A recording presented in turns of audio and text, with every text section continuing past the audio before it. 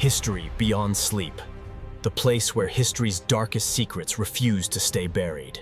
Tonight, It begins with water dot before Babylon rose in splendor, before empires sent their legions across dusty plains, before the wheel carved its first rut into the earth.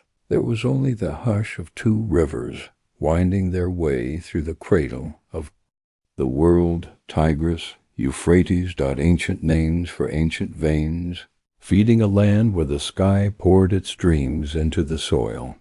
The people who lived here thousands of years before the birth of Christ called it Eden, a steppe of shimmering green, and sudden floods where life danced between blessing and destruction. The Greeks would call it Mesopotamia, the land between rivers. But to those who first tilled this land, who pressed reeds into wet clay to speak their names to eternity, it was simply home. And yet, this home, this origin of writing, law, kingship, astronomy, vanished. Almost overnight, some say. And so we must begin, softly and carefully, tracing the outline of a world that once was, and wonder why its breath went still. Mesopotamia was not a nation, but a tapestry city-states like Uruk, Lagash, Nippur, Akkad, and Babylon stitched into. The river's soft embrace.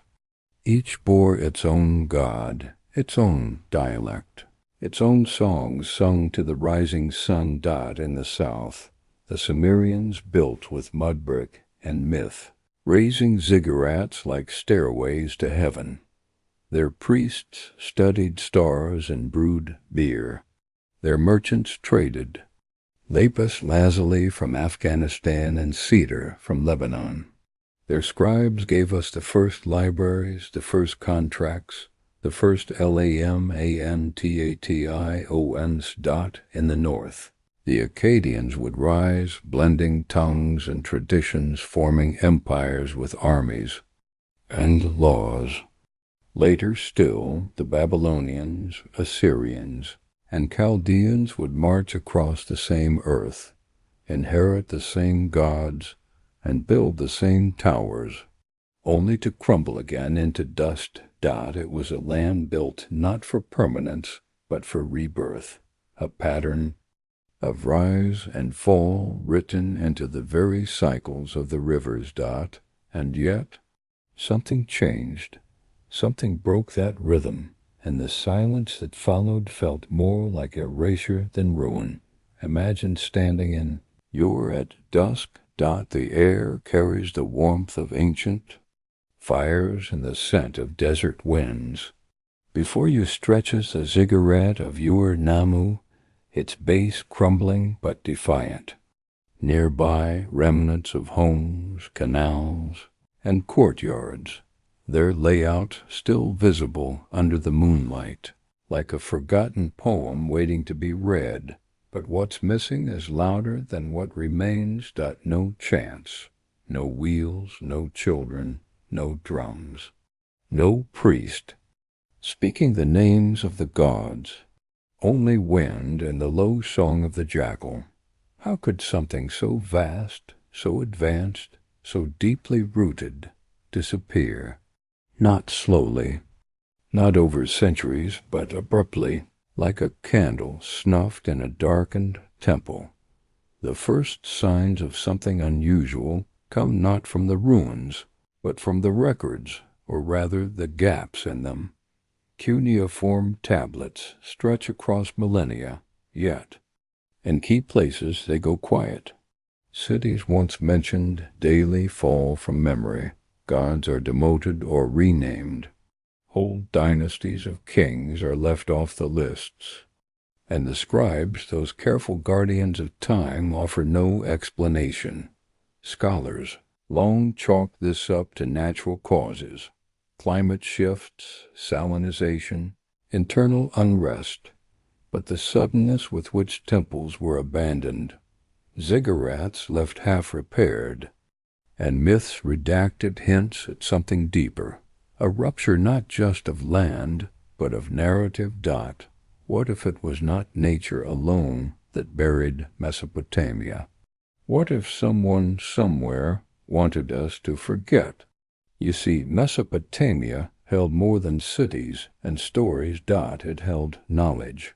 Knowledge of medicine, stars, metallurgy, mathematics, architecture, but also of origins, of gods who walk the earth, of watchers from the skies, of rituals best left unspoken.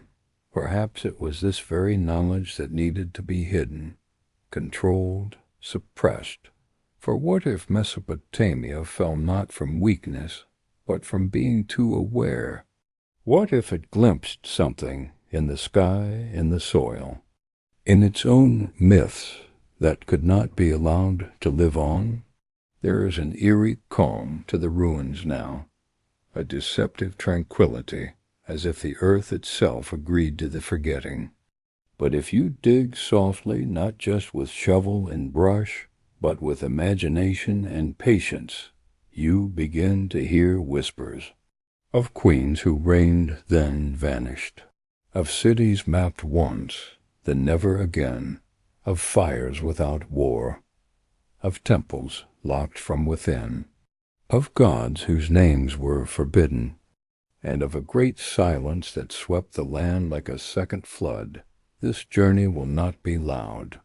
It will not be filled with battles or glory, but with erasures, absences, and shadows that linger on the edge of translation, a trail of silences that together speak louder than any tablet or ruin. We will read the gaps, follow the forgotten, and question the unquestioned.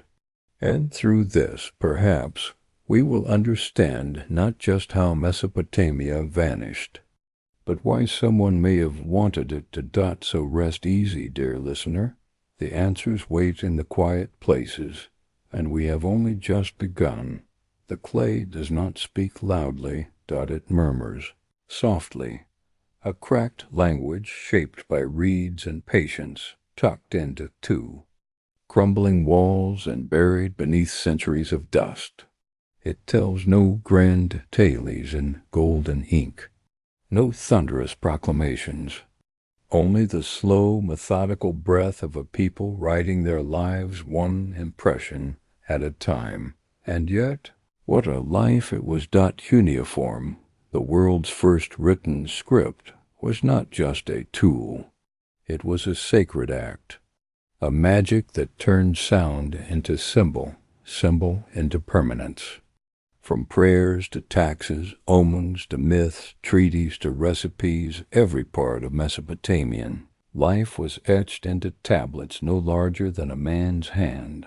But among these whispers lies something stranger still, sudden silences, broken patterns, and whole chapters of civilization missing, cities no longer mentioned, gods no longer praised, events interrupted mid-sentence.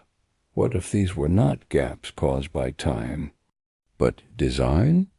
Let us walk through the ruins of Nippur, the ancient religious heart of Sumer, a city once so sacred that even conquering kings would journey here to seek legitimacy, to be blessed by priests who spoke with the gods. Here scribes kept records in vast libraries, hundreds of thousands of tablets stacked and shelved, catalogued with precision. And yet even here, within the sanctum of knowledge, there are anomalies. Whole categories of tablets are gone. Some are shattered, others erased, scraped clean with deliberate force. In certain collections, names are scratched out with unnerving consistency. In others, translation falters, words left incomplete, endings missing as if the scribe stopped mid-thought or mid-warning. Were these clerical errors or censorship? We find one such mystery in a damaged tablet from the city of Sippar near Babylon. The script begins clearly, a hymn to the sun god Shamash, describing rituals of light, law, and justice. But halfway through, the language shifts, not in grammar, but in tone. It moves from praise to veiled caution. The priest warns of those who come in the night, who do not cast shadows, who rewrite the order. And then the tablet ends not at the bottom. Not cleanly it ends with a gash across the clay, like a throat cut mid-sentence. Who did this? And why? Why preserve half a thought, unless the whole thought was feared? In Mari, further up the Euphrates, a royal archive once flourished, full of diplomatic letters, trade reports, and ritual instructions. But among them sits an oddity, a series of tablets coded in an obscure dialect, found hidden beneath a slab in the palace wall. When deciphered, they speak of two cities that were made to forget each other. Their names are not given, but the author, a priestly scribe, writes that by order of the god-kings the stories of these cities shall no longer cross paths. One will be remembered in stone, the other only in dreams. Such phrasing is poetic, yes, but intentional. Is this mythology? Or bureaucratic magic, a formal severance of history? What could be so dangerous about a connection between two cities? This is the pattern we begin to see again and again. In libraries from Uruk to Nineveh. Not silence born of decay, but silence engineered. And always with it the same themes: vanished cities, missing rituals, forbidden names, and sudden shifts in divine order. Even more unsettling is how often these erasures coincide with political change. New kings, new empires, new gods rising from the ashes of the old. And each time the clay shifts, not to preserve truth, but to shape it. In the hands of a powerful scribe, history becomes malleable, and clay, once soft, remembers everything, even the things someone tried to forget. Let us pause now to consider the life of a scribe, bent over his tablet in low oil lamp. Light, he dips his reed into a bowl of water and presses each sign carefully, reverently. He does not write freely. He writes what is told, what is approved, what is safe. He knows that a misplaced sign can bring punishment, and so when he sees things that do not belong, gods erased, events reworded, cities renamed, he obeys. But sometimes, just sometimes, he leaves a mark, a curve where there should be a line, a hidden symbol in the spacing, a forgotten sign in the margin, a whisper in clay. These are the artifacts, not of civilization, but of resistance. Tiny acts of truth, left behind by those too careful to speak aloud. One such whisper comes from Lagash, where a tablet appears to record a simple list of grain rations for temple workers. But hidden within the rows and columns, in the spacing of signs, scholars found a strange pattern, a cipher. Decoded, it forms a sentence. The fire is not from the sky. The fire is from below. A single sentence, but in a world where gods controlled the sky and punishment came from the heavens, such a statement was radical, heretical even. It suggests agency, that something on earth brought about the destruction. Not divine will, but human decision. Who wrote this? Why bury it beneath statistics? And more urgently, what fire? These clay fragments form a constellation of omission, a broken map of stories once told. But even fragments have gravity. Together, they point to a question no longer academic. What if Mesopotamia did not simply collapse under time's indifferent march? What if a story was told and then untold? The scribes were the guardians of memory, but also its gatekeepers, and where they fell silent, we must learn to read the silence itself. As we close this chapter, picture once more that quiet scribe, finishing his final line, wiping his reed, placing the tablet on a shelf beside thousands of others.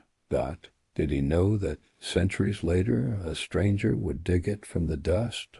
That we would cradle his voice in our hands, squinting at signs pressed with careful breath? Perhaps he hoped, perhaps he trusted that the truth, though buried, would rise again, like clay, warmed by the morning sun. Waiting to speak. Imagine a tower that reached not just for the sky, but for the very heavens, a monument of human ambition and divine defiance.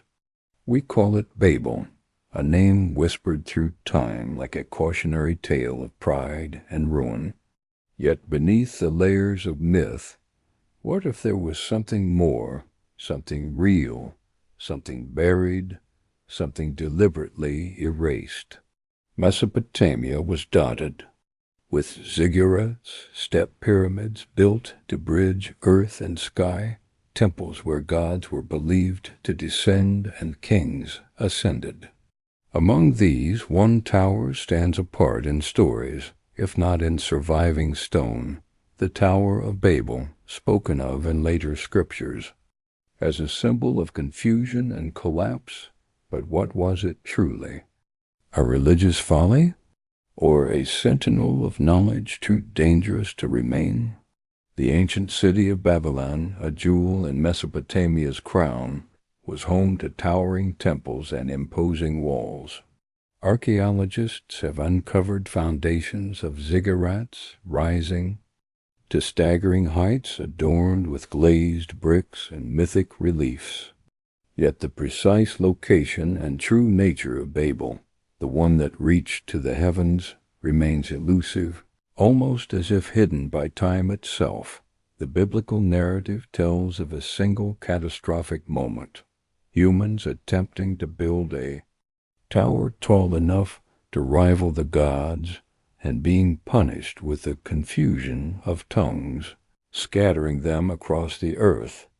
But Mesopotamian records paint a more complex, quieter picture.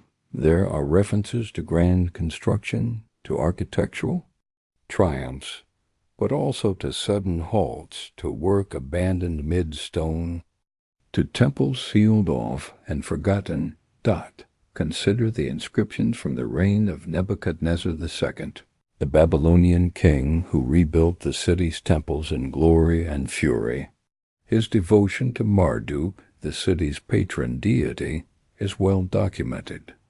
Yet within some cuneiform tablets unearthed nearby are curious omissions, entire projects glossed over, names of buildings erased. The Tower of Babel, if it ever stood as legend claims, may have been a symbol too powerful, too defiant.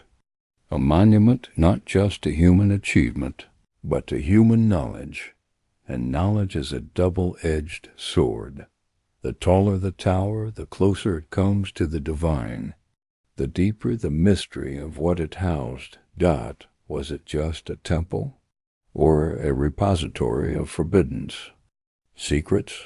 Some ancient scholars suggest the tower's architecture was more than stone and mortar. Within its depths may have been vaults of celestial knowledge, star charts, sacred tablets, rituals to bridge the mortal and divine.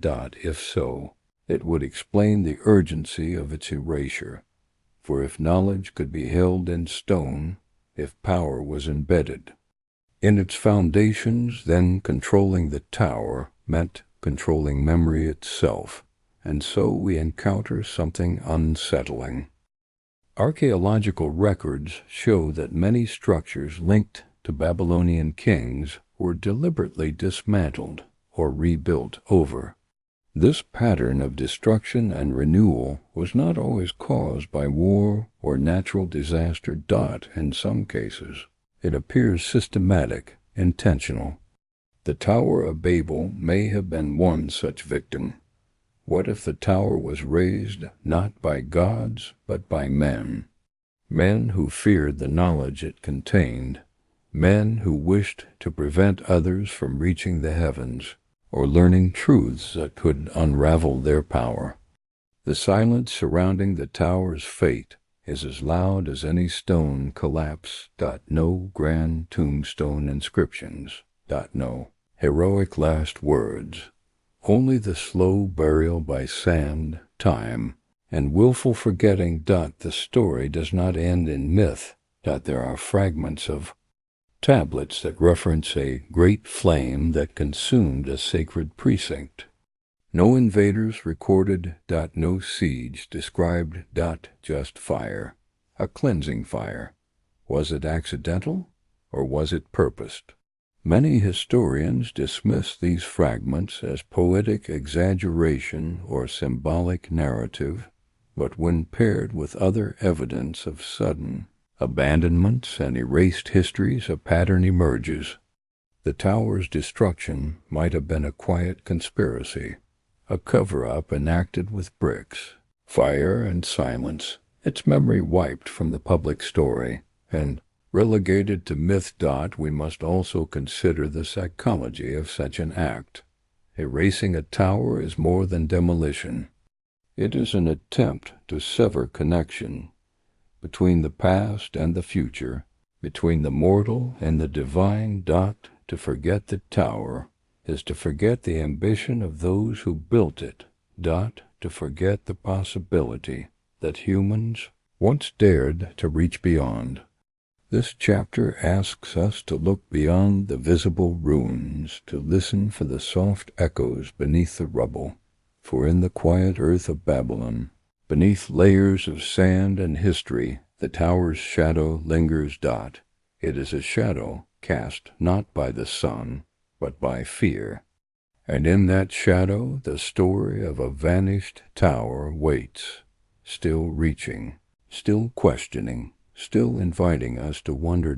In every story, there are heroes and villains, kings and rebels, scribes and thieves of memory. But what happens when the heroes are forgotten, their names wiped from the pages? When royal lines, once radiant with power, vanish as if they never existed? Mesopotamia's history is riddled with such gaps, a silent testimony not just to loss, but to deliberate erasure. Kings were the heartbeat of Mesopotamian civilization. They were anointed by gods, ruling by divine right, and their deeds carved into stone, clay, and the very fabric of society. Yet when we examine the king lists, those ancient chronicles, meant to preserve legitimacy, whole dynasties disappear like shadows at dusk. Take the Sumerian king list, an artifact meant to be a record of rulers from the dawn of time. It names kings who supposedly reigned for tens of thousands of years, then lists others with mere decades. But between the familiar names there are gaps, rulers who ruled, but whose names are absent. Lines broken, stories missing. Why? Was it simply a result of time's erosion, or was it the quiet hand of political revision? The answer leans towards the latter. Ancient scribes were not neutral historians. They were agents of power, crafting narratives that justified the current regime and delegitimized rivals. To erase a king was to erase his claim to the throne. To erase his memory was to erase his right to rule even after death. But some erasures go beyond politics. Some kings vanish not for their failures, but for what they knew, for secrets they kept too well, for alliances that threatened those who rewrote history. Consider the case of Naram-Sin, an Akkadian ruler known as the King of the Four Quarters, who expanded his empire with relentless force. His name appears in many inscriptions, but suddenly In certain later lists, he is omitted or diminished. Some tablets brand him a heretic. Others scrub his memory entirely. Why? One theory suggests that his ambition to claim divinity upset religious and political orders that followed. To erase him was to prevent his example from inspiring rebellion. But whispers linger in fragmented texts, hints that Narum's sin uncovered forbidden knowledge dangerous enough to threaten the gods themselves. Then there is the curious case of the Gushan kings, who ruled after the fall of Akkad. Their reign was chaotic, so say most histories. Yet recent finds suggest they were systematically erased, not just because they were conquerors, but because they were outsiders who did not fit the official narrative. Their names are crossed out, their deeds vilified, their very existence questioned. This selective forgetting was an act of cultural cleansing, a rewriting of history to preserve the illusion of continuity. This process of erasure was not limited to kings alone. It extended to entire royal lines and dynasties. In some cities, entire periods disappear from the archaeological record, replaced by abrupt shifts in art style, language, and religion. It is as if time itself was rewritten, a new chapter forced onto the old, pushing inconvenient truths into oblivion. Yet, even in erasure, there is a trace. Fragments of clay tablets, inscriptions hidden in secret archives, and relics found in tombs speak softly of the forgotten. A queen whose name survives only on a shard. A prince whose story is only known through the lament of a grieving scribe. A dynasty whose fall is whispered in tales told far from Mesopotamia. These fragments form a mosaic of loss, painful, incomplete, but hauntingly beautiful. Such deliberate forgetting raises haunting questions. Who controls history controls power. And if those in power could erase kings, what else could they erase? What knowledge, what beliefs, what peoples, and at what cost? As we listen to these silent kings, their erased lines speak of a world not lost to time, but deliberately buried beneath it. They remind us that history is never just what happened, but what someone chose to remember. And sometimes, what someone chose to forget. As this chapter closes, imagine a royal scribe, ink-stained fingers trembling, tasked with crossing out a king's name.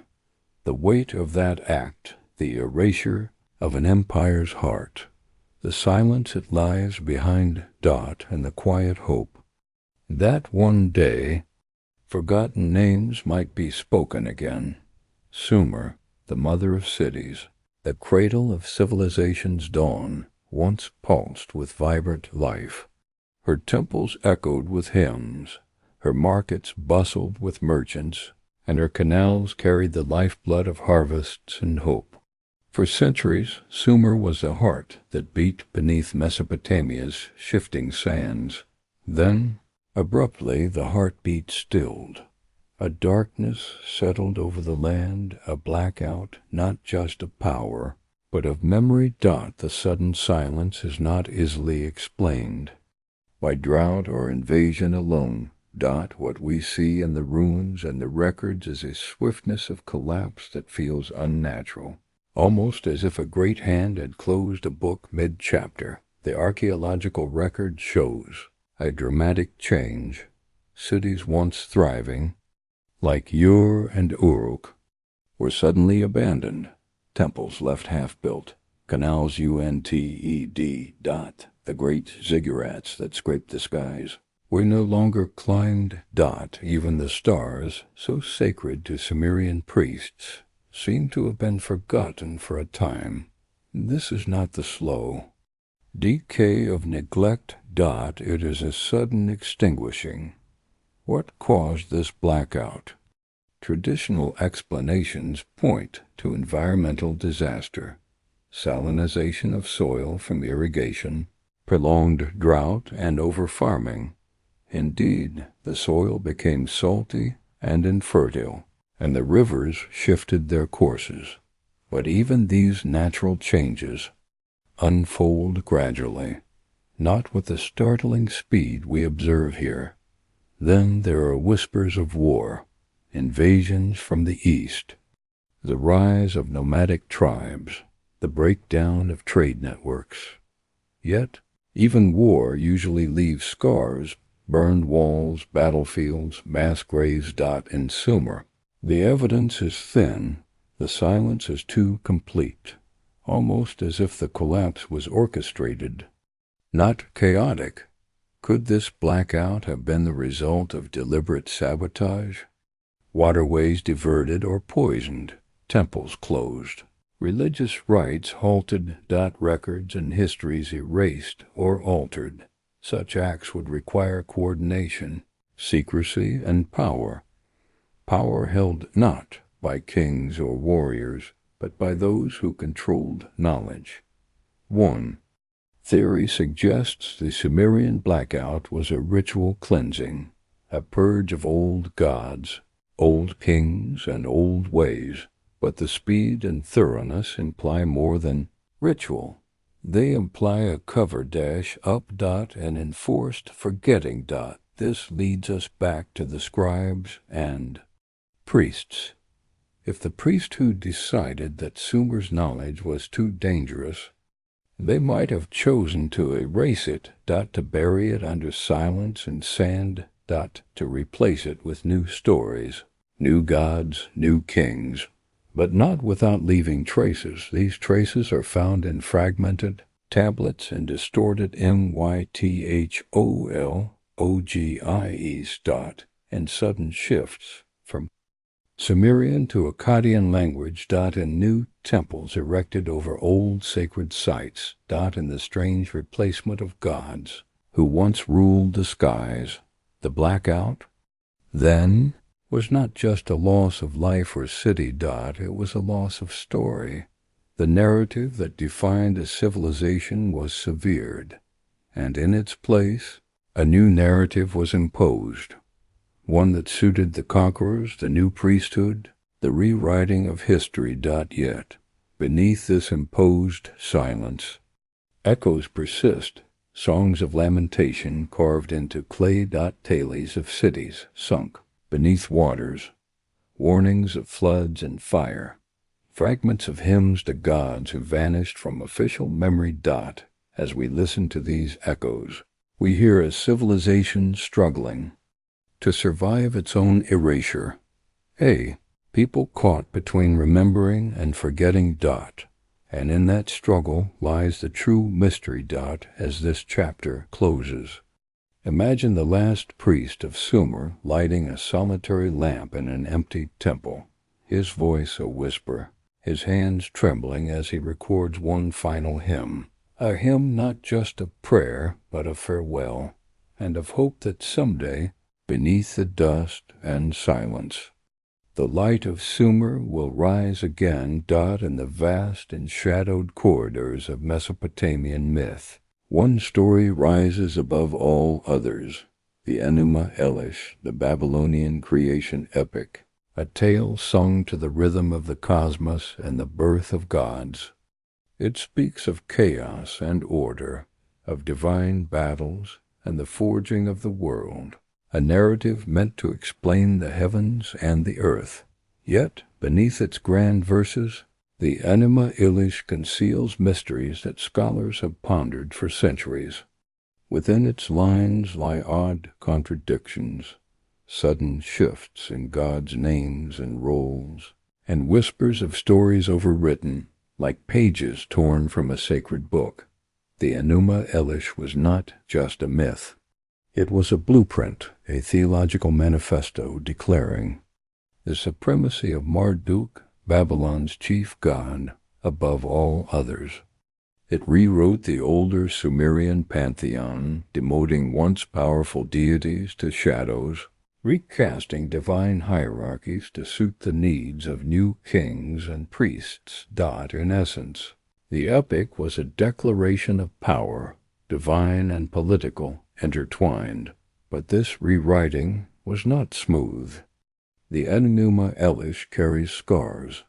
Early versions of creation myths from Sumer and Akkad differ markedly. They honor gods like Enlil, Anu, and Ninhursag as supreme.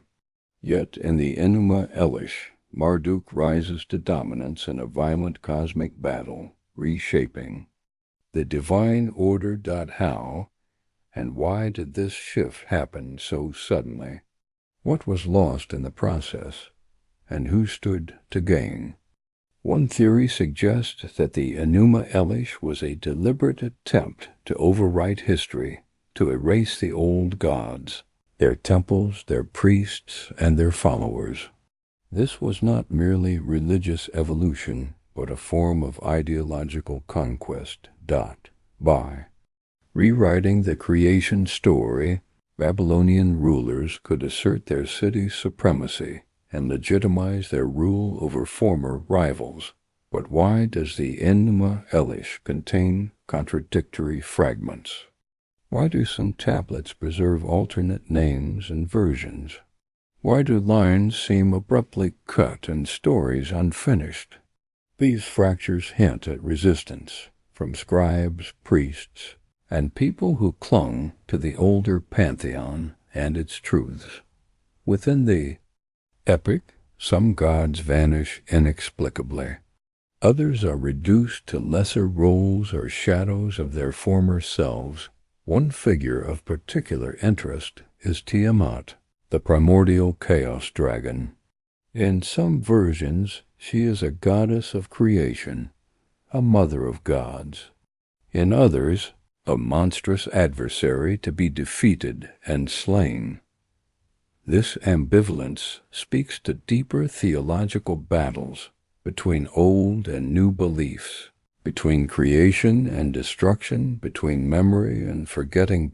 Moreover, the Enuma Elish was not merely a story told once and forgotten. It was recited annually in elaborate rituals, meant to renew the king's divine mandate and the cosmic order. The power to tell this story and control its version was immense. It shaped the worldview of millions and defined the spiritual reality of empires. Yet, alongside the official Enuma Elish exist fragments of alternate creation myths.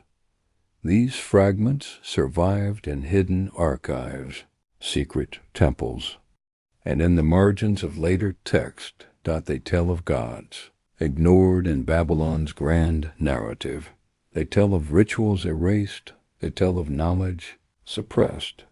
These alternate versions offer clues to what was lost, to a past where the divine order was different, where the balance of power between gods was more fluid, and where mysteries were left unsolved. They remind us that the Enuma Elish is not the only truth, but a version shaped by those in power. The Enuma Elish conundrum is a puzzle of silence and voice. It asks us to listen closely to what is said, and to what is not. To read between the lines of myths as carefully as we read between the lines of clay tablets. For in the contradictions and omissions lies a deeper story, one of ideological struggle, of cover-up. Of forgotten gods and forbidden knowledge. As this chapter closes, picture the high priest of Babylon, standing before a vast crowd in the temple of Marduk. His voice rings out as he recites the Enuma Elish, affirming order over chaos. But in the hush between words, perhaps he wonders about the gods whose names have faded and the stories never told. And as the night deepens, so too does the mystery of what was lost to time, power, and silence. Before the age of telescopes and satellites, long before Copernicus or Kepler drew circles in the sky, It was the Mesopotamians who first lifted their gaze to the stars, not in idle wonder, but with purpose and devotion. They were not mere observers of the night. They were architects of time, the stargazers of Mesopotamia, priests, scribes, astrologers, mapped the heavens with exquisite care. From ziggurat rooftops and temple courtyards they recorded lunar eclipses, planetary alignments, and the strange wanderings of Venus. They watched the stars not for beauty alone, but for meaning. And then, as with so much else in this story, they vanished. The great cities of Uruk, Sippur, and Nineveh once held astronomical archives that rival modern observatories in complexity. These weren't casual musings scratched in clay. They were meticulous logs, mathematical predictions, coded messages from the divine. They named constellations, tracked the equinoxes, and divided the sky into signs, the ancestors of our zodiac. They created star catalogs that stretched across generations. And above all, they believed that the heavens were a language, a cosmic grammar written by the gods. But suddenly, sometime in the first millennium BCE, the names of the stargazers begin to disappear. Their detailed records become sporadic. There, temples fall quiet. What happened to them? Some say the knowledge was passed on to the Greeks, to the Persians, to later cultures who preserved the science, if not the names. And this is partly true, but there is also evidence of suppression. Of astronomical tablets buried and burned, of schools of star watchers disbanded or absorbed into priesthoods that no longer trusted the skies, and of shifts in theology that turned the stars from sacred symbols to forbidden signs. Why would such knowledge be feared? Because the stars revealed patterns, and with patterns came prediction. And with prediction came power. The stargazers could read omens in the heavens, interpret eclipses as signs of war or famine, foretell the rise and fall of kings. They became dangerous to those who wished to control fate. They could not be silenced easily, and so they were erased. One recovered text from the ruins of Babylon mentions a council of the Watchers, believed by some to be a guild of astronomer priests. Their charge was not only to observe, but to guard celestial knowledge. In later tablets, they are gone. Their duties reassigned. Their names struck out. A whisper of rebellion clings to their legacy. Perhaps they saw something in the stars that challenged the official stories. Something too large, too strange, or too true. Other fragments tell of a star law, a doctrine once known only to the high priests of yore, now lost to history. What was it? A map of future events? A key to divine cycles?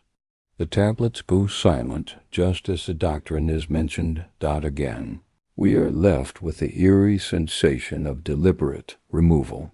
Even the instruments of their craft begin to disappear from the record. Star charts once drawn on clay vanish from the archaeological layer.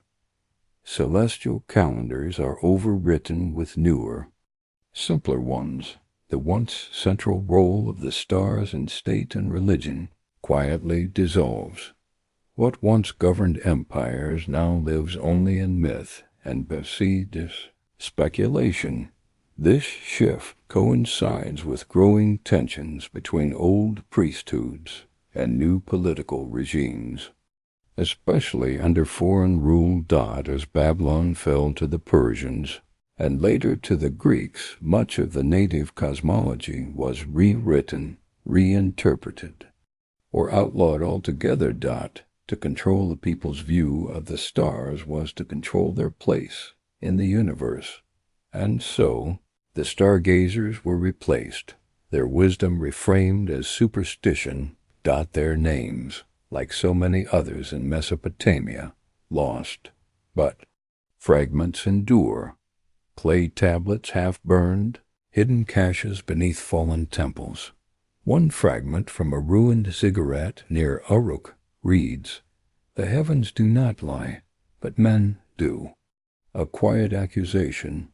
Was this the final voice of a forgotten stargazer?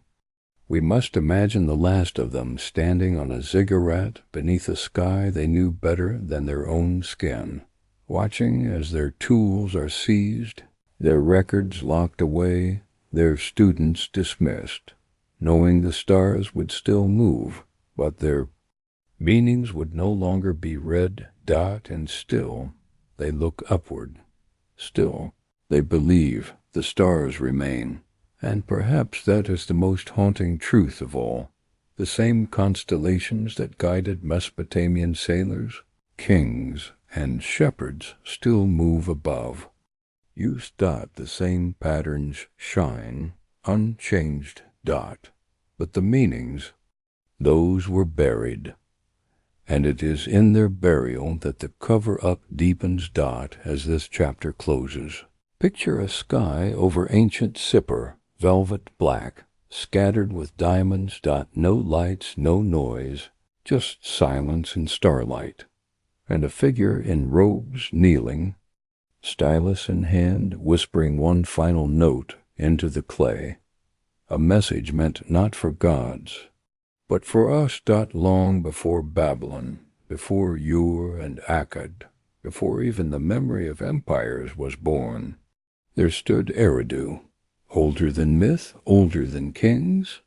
Eridu was said to be the first city, the place where civilization was gifted to humankind.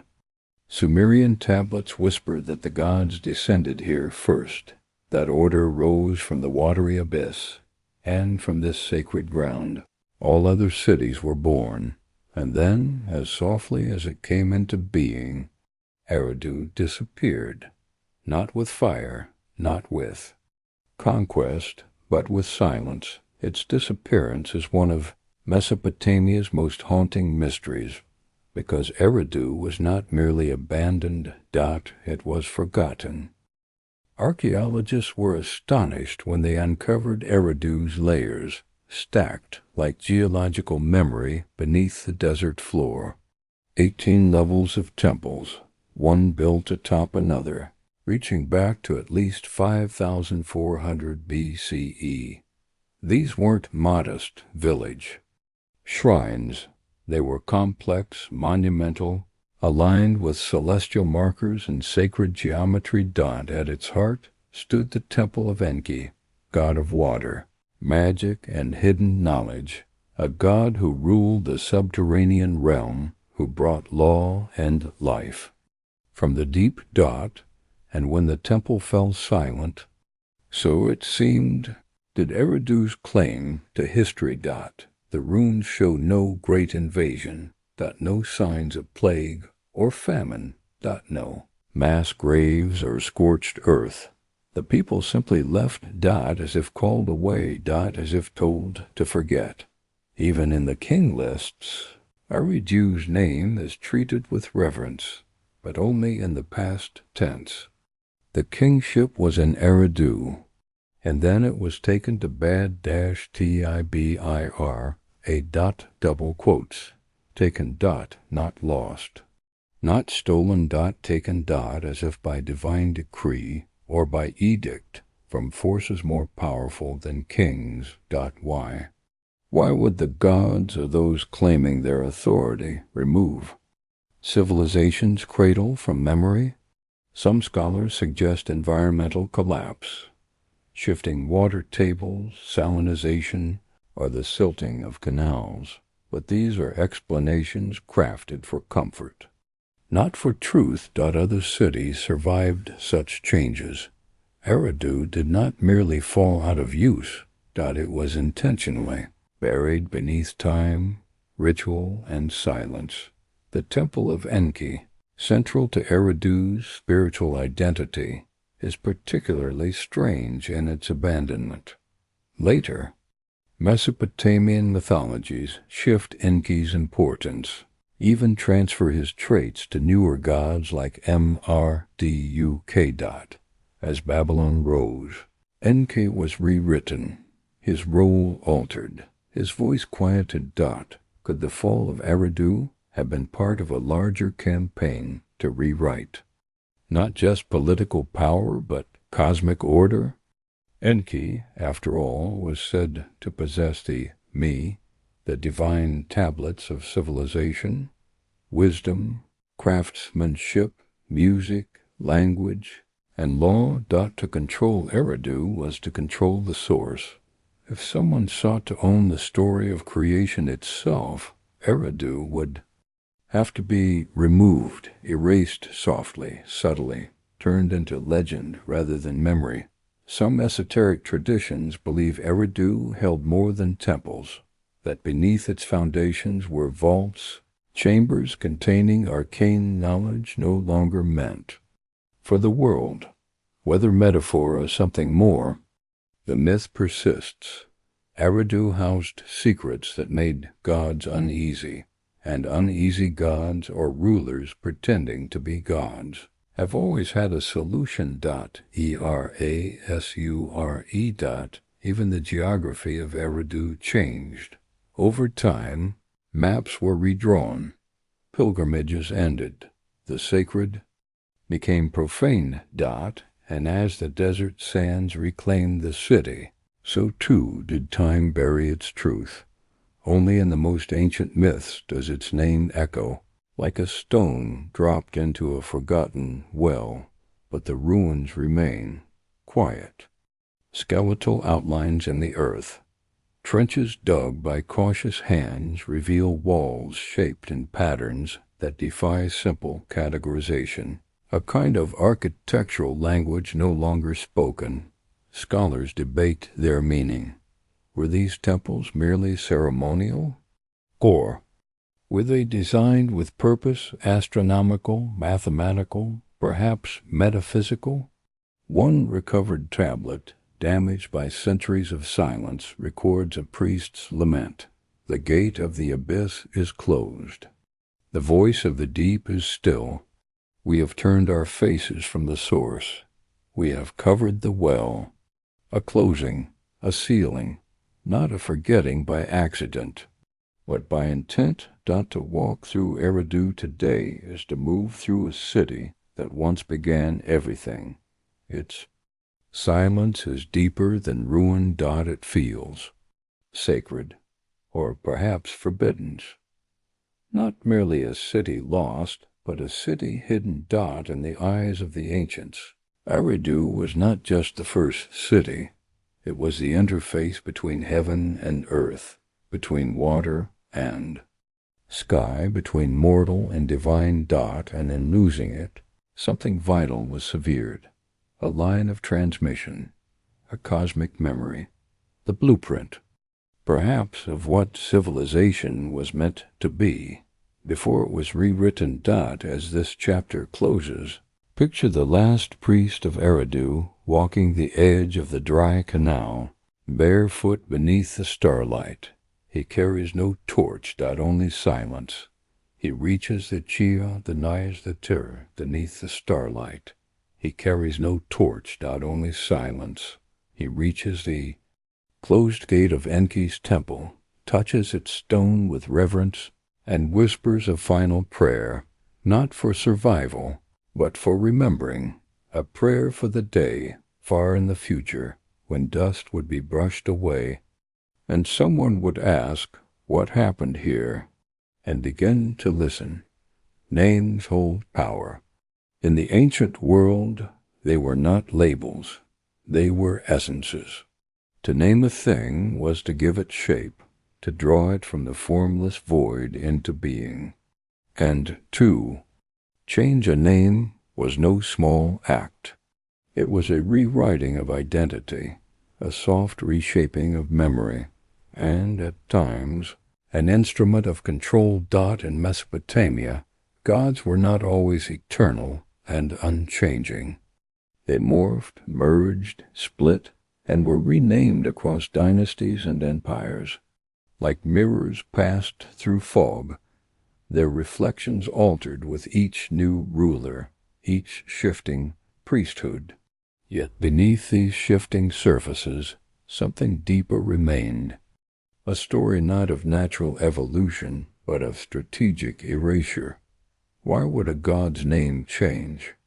And more hauntingly, why would one be forgotten? In early Sumer, the gods were many, complex, paradoxical, and deeply localized. Inanna, goddess of love and war, walked hand in hand with Dumuzi, the shepherd king who died and rose each season. Enlil, god of the storm, ruled with raw, unpredictable force, while Ninhursag nurtured with the quiet wisdom of mountains and soil. But as empires rose, some gods were elevated, and others pushed into shadow. Some were folded into each other, and others were simply renamed, their pasts buried beneath layers of new myth. One of the clearest examples is Inanna, who became Ishtar in Akkadian tradition. The shift was subtle at first, different spelling, slightly altered attributes, but over time the stories changed. Inanna, once portrayed as a fierce, divine female who descended into the underworld to confront death, was softened, reinterpreted. As Ishtar, she became more politically convenient, a goddess of empire, of sanctioned war, of fertility tied to state ritual. The wild, ancient soul of Inanna still flickered, but her name and the truths it once held had been rewritten. Then there is Enki, the watery god of wisdom and magic, whose name faded beneath Babylonian theology. He re-emerged as Ea, similar in power, yes, but now reshaped to fit a different cosmology, one where Marduk, Babylon's patron, stood supreme. Under this new order, Ea was no longer the source, but the father of Marduk. The hierarchy had changed, and with it, so had the myth. Was this theology? Or theological coup? As Babylon rose, so too did Marduk. And with every stone laid in his temple, the stories of older gods were redrafted. Anu, once king of the heavens, was relegated to distant mention. Enlil, once the storm, God supreme, was made subordinate. Even Tiamat, the primordial mother, was cast as a monster slain by Marduk to establish order. These were not natural transitions. They were mythic propaganda, tools of political power, dressed in divine poetry. The Babylonians were not alone in this. The Assyrians, too, played. This game, they merged gods with their own local deities, creating confusing hybrids whose origins are hard to trace. Ashur, their state god, was sometimes equated with Enlil, sometimes Marduk, and sometimes portrayed as older than them both. It was a spiritual shell game, and the purpose was always the same, to make their god the first, the greatest, the eternal. And to bury the memory of what came before. But the names of gods were not only changed at the top, even lesser deities. Guardian spirits and ancestral forces were renamed, sometimes to conform to the tongue of a new conqueror, sometimes to disguise foreign origins, and sometimes to erase inconvenient truths. There are clay tablets that mention gods whose names appear only once. As if their worship was allowed briefly, then extinguished. Were these minor cults or lost pantheons? One fragment from a ziggurat archive near Eridu records a troubling account. The god of the threshold has many names. He walks unseen when the rites are broken. His name must not be spoken beyond the fourth moon. Who was this unnamed god? A guardian? A threat? And why was his name, his very identity, subject to prohibition? In Mesopotamia, to speak a god's name was to invite their presence, not to erase it, was to exile them from the world, but such erasures are never clean. Whispers survive, symbols remain. Stories refuse to die. Even as the major deities were renamed, some of their original traits resisted change. Inanna's ferocity never fully disappeared. Enki's trickster wisdom still glimmers through Aa's rewritten form. And Tiamat, though cast as a villain, still evokes the terrifying beauty of the primordial deep. These gods, buried beneath names and titles, still breathe, still stir, still wait. What, then, does it mean for a god to change their name? It means memory has been managed, it means power has been rebranded, and it means somewhere, behind the veil, there is another story waiting to be heard, as this chapter draws to a hush. Imagine a temple scribe writing by starlight. He copies hymns with care, but in the margin he scribbles another name, one no longer spoken, a name passed down in secret. Name of the god, before the god, he knows it is dangerous. He writes it anyway, and in that quiet act of remembrance, a forgotten god stirs in the folds of northern Mesopotamia. In a city once known as Nineveh, there stood a sanctuary not of stone gods or golden thrones, but of clay, a place of silence and scholarship, where tablets whispered in cuneiform, and the past was not forgotten, but catalogued. This was the library of Ashurbanipal, a treasure of thought, belief, science, and myth. And then it burned. Twice. Not by accident, but by intention. It was the 7th century BCE, and Ashurbanipal, king of Assyria, had risen to power not only as a warrior, but as a collector of wisdom. Unlike many kings who sought only territory, he sought memory. His agents scoured the ruins of older cities, or Babylon, Nippur gathering tablets like soldiers gather tribute. And in Nineveh they built a house for knowledge, more than 30,000 tablets, strong. Creation myths, medical recipes, ritual incantations, star maps, legal codes, enigmatic prayers to forgotten gods. It was a palace of the mind, carved not in marble, but in baked earth. And yet, for all its grandeur, its fate was sealed before the ink dried. Within just a generation, the Assyrian Empire fell, a rapid collapse still debated by historians.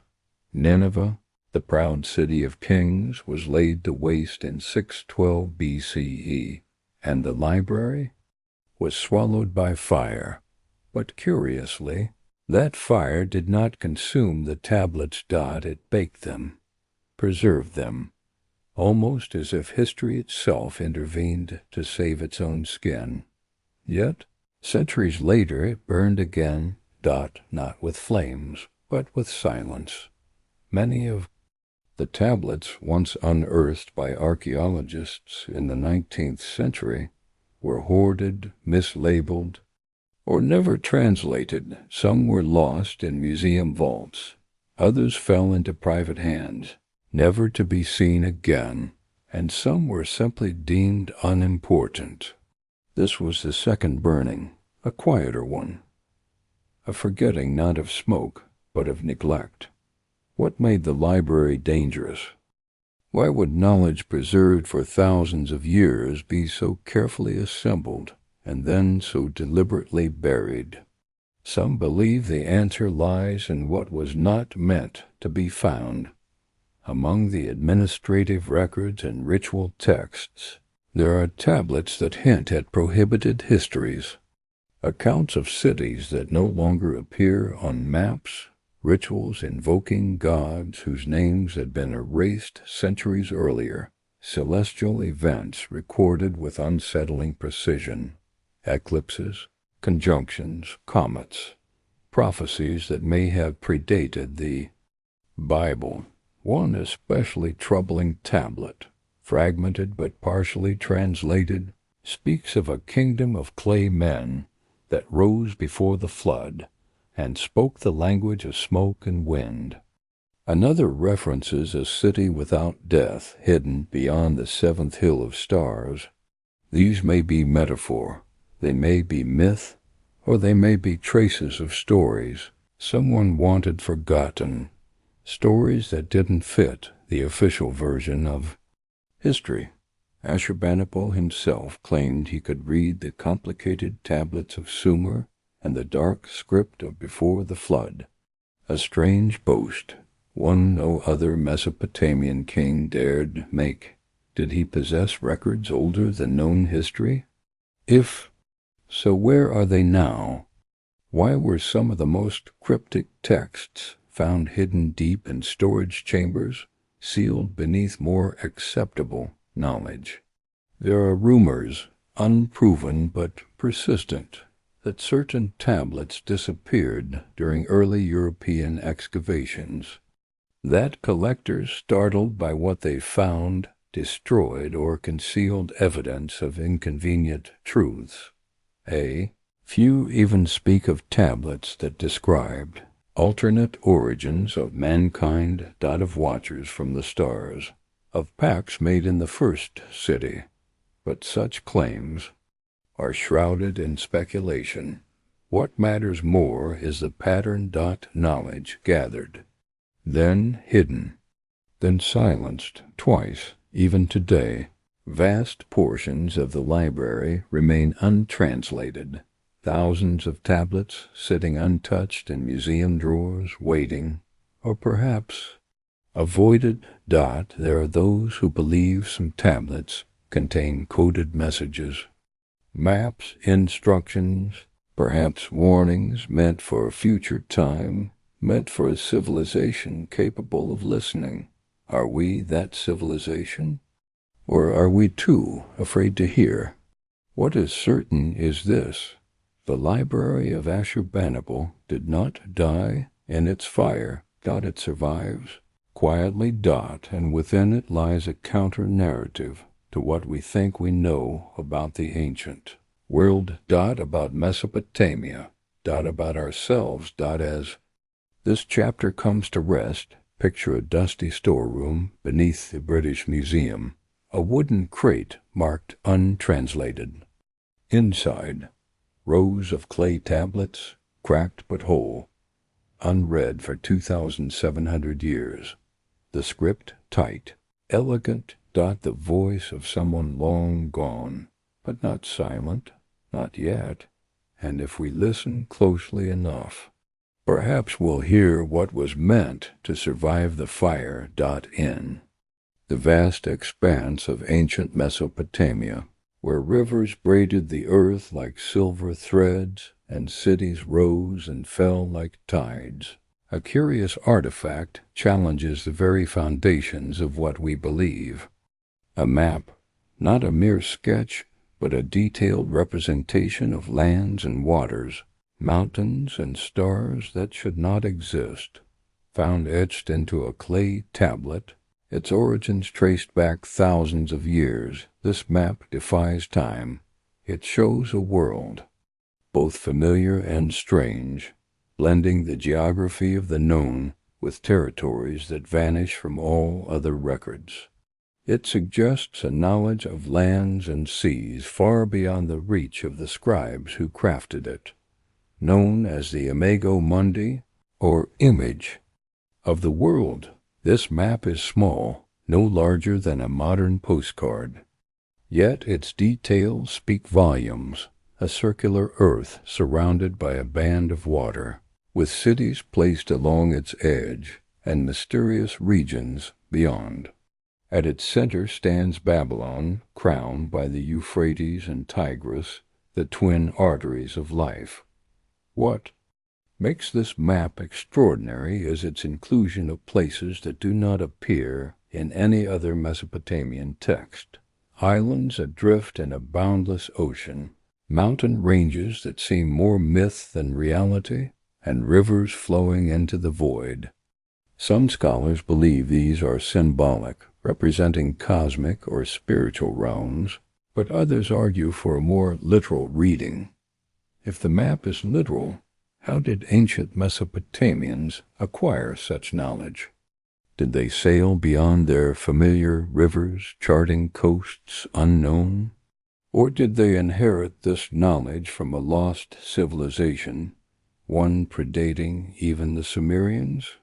The map also contains inscriptions, labels, and annotations in cuneiform that are partly deciphered, partly mysterious. They mention places with names now forgotten, and others that echo through legend. Dilmun, the garden paradise.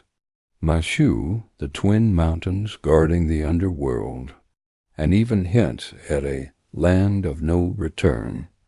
These names appear elsewhere in myth, but rarely together, suggesting that the map was more than a practical tool.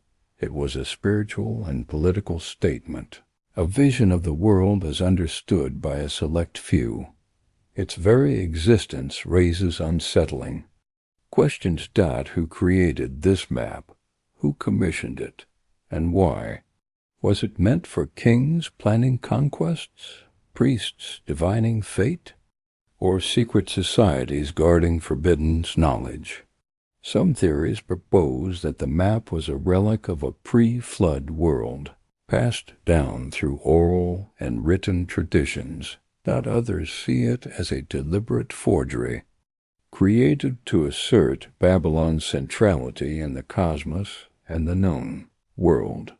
But neither fully explains the anomalies, the unusual landforms, the precise depiction of distant features, the strange symbols that hint at unknown peoples. Even more perplexing is the map's influence.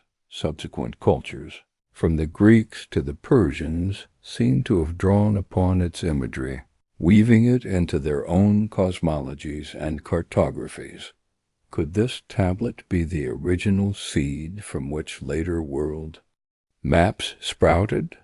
The Imago Mundi also plays into Mesopotamian myths of journeys beyond the known world, the tales of Gilgamesh's quest to the ends of the earth, the descent into the underworld, and the search for immortality, all echo themes present in the map. It is as if the map encodes not just geography, but destiny.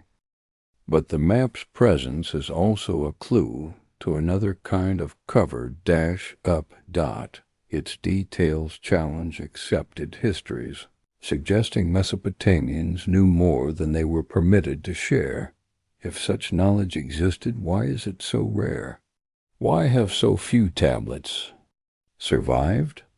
Why have so few scholars embraced its implications? Perhaps because the map threatens the neat stories of linear progress, because it hints at forgotten voyages, lost contacts, and a world far more interconnected than we imagine, because it suggests a history not of isolated city-states, but of a web of knowledge carefully guarded and carefully hidden.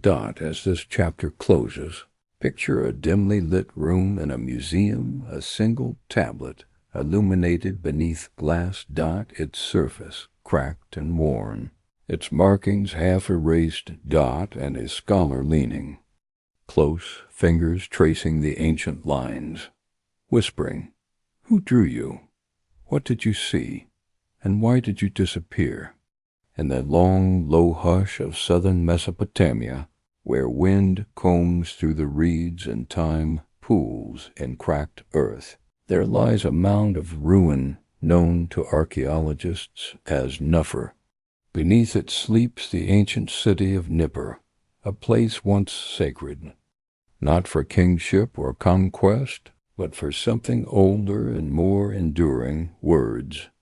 Nippur was the intellectual heart of Sumer, the chosen city of the wind god Enlil, and the keeper of knowledge. Its temple libraries house the oldest recorded dreams of humanity, and perhaps some truths that were not meant to survive. Now it sleeps under silence, not because time forgot it, but because something chose to, unlike the glory of yore.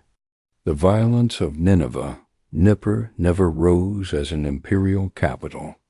It never claimed power over armies or lands.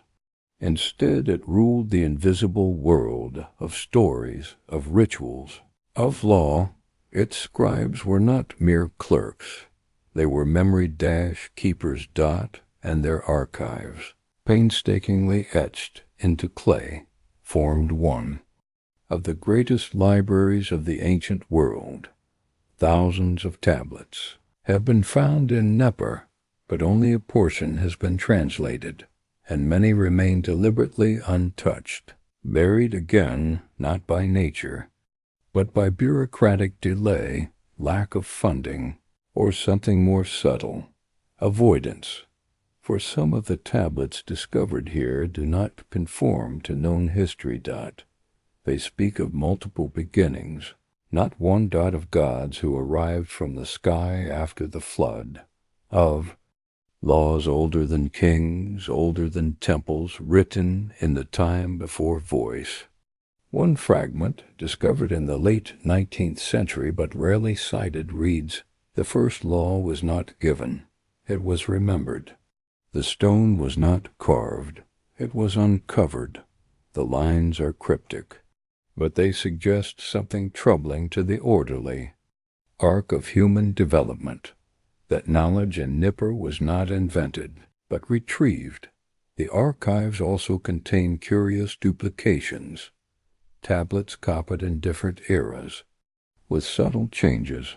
One version of a creation hymn praises Enlil as the shaper of land and sky. Another, earlier, praises a different figure, unnamed, who stirred the deep before Enlil's voice was known. Was this an older god? A forbiddance? One? Or was it perhaps a metaphor for something more radical, a rewriting of cosmology? What is even stranger is the existence of blank tablets, dozens of them not damaged or unfinished, but carefully fired, labeled, shelved, and empty.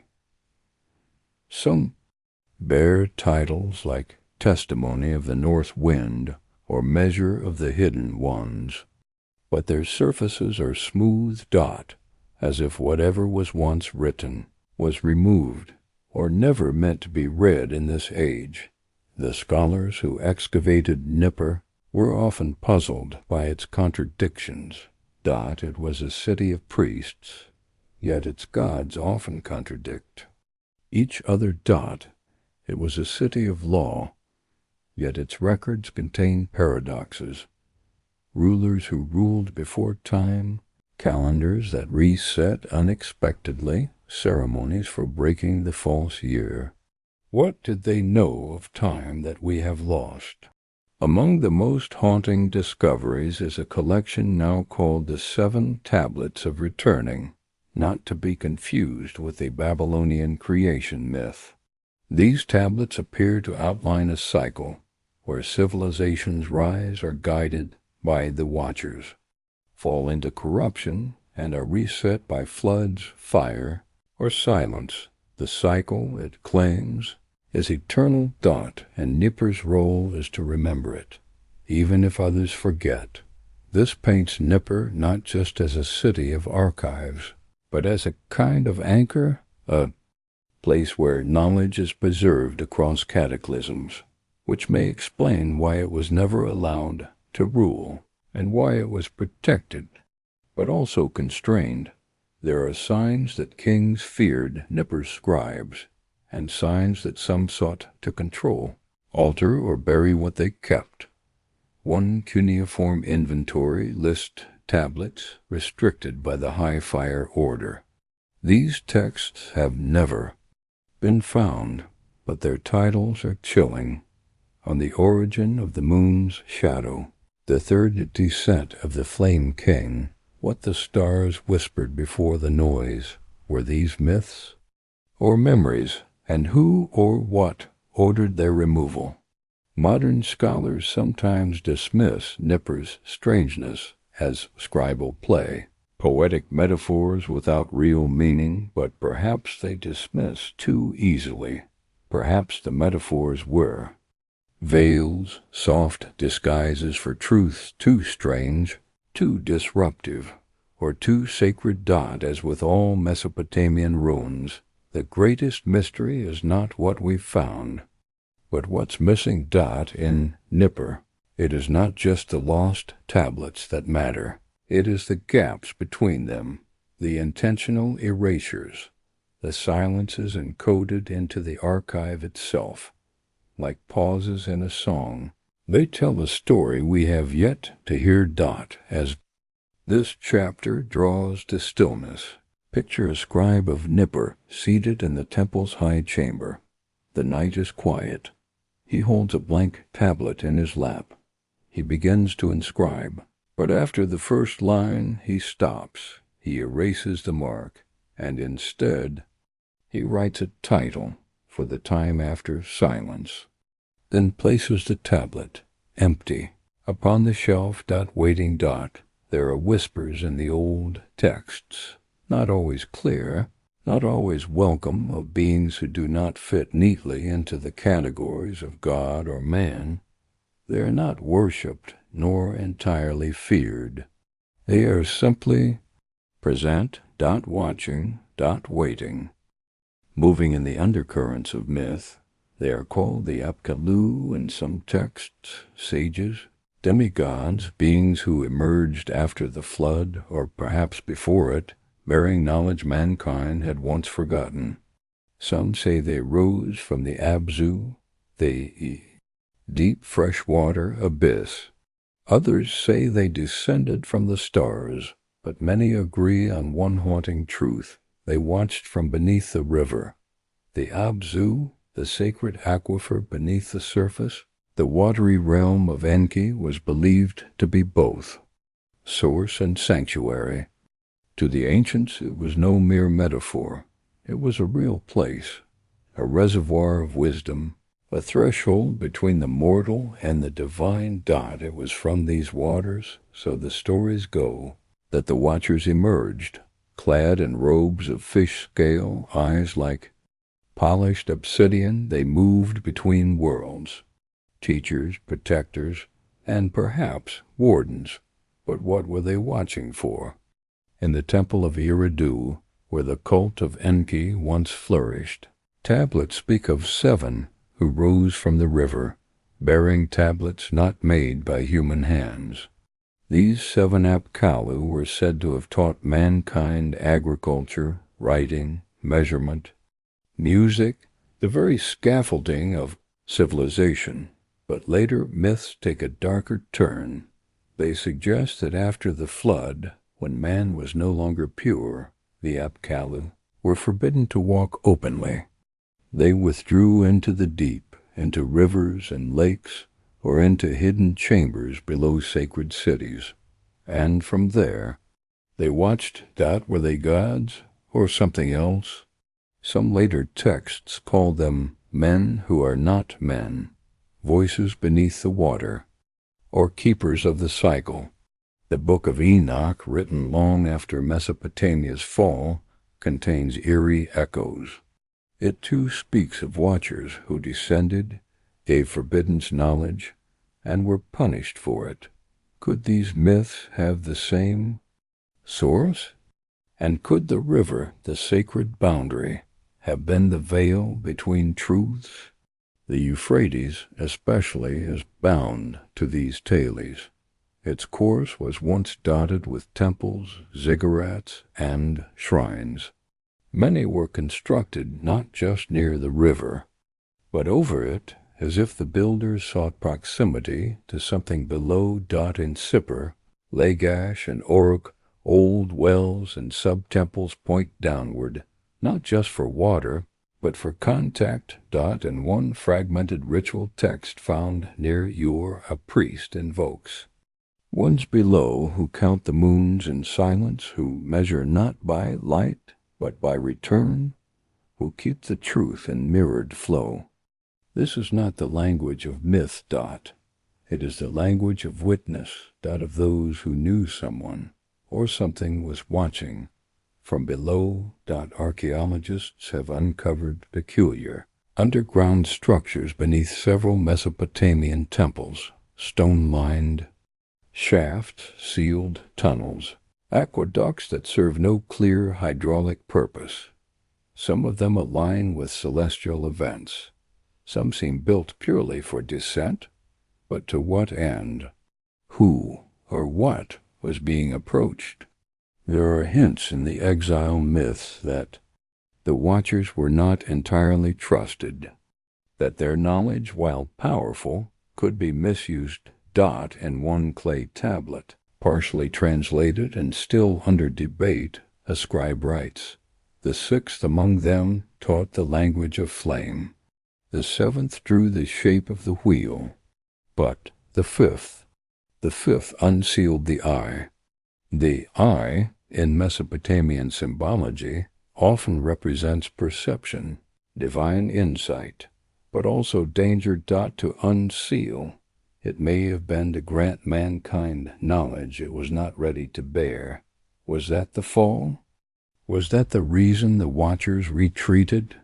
Some versions of the flood myth suggest that the deluge itself was not punishment for human sin, but a containment, a sweeping away of dangerous knowledge that had spread too far, too fast, a soft reset. And afterward the Apkallu were no longer flesh and form, but spirit and whisper, beneath the river.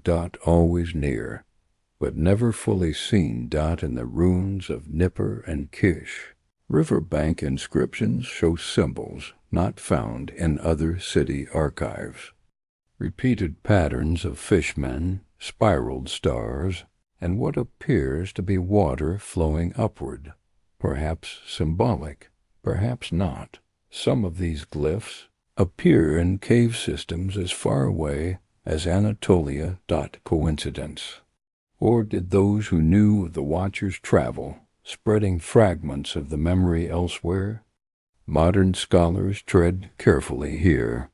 The line between history and myth is thin and often dangerous, but in the realm of sleep and memory, these images persist.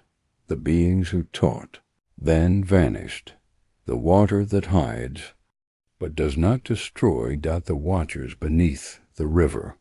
They may not have vanished. Only withdrawn, waiting for something to stir them, or watching to make sure we do not repeat what they once taught us. Too soon. Too far. Too deep. As this chapter slips into silence, imagine the slow, silver curve of the Euphrates by starlight. The city is quiet, the priests have gone, but beneath the still water, something ancient stirs. Not evil. Not good. Simply present. And watching. It begins, as many old stories do, with a tower rising from the dust like ambition made stone. A stairway to the heavens, a bridge from earth to sky, crafted not by gods, but by men. In later scripture, it would be called Babel, but to the ancient Mesopotamians, it was known as Itemenanki, the house of the foundation of heaven and earth.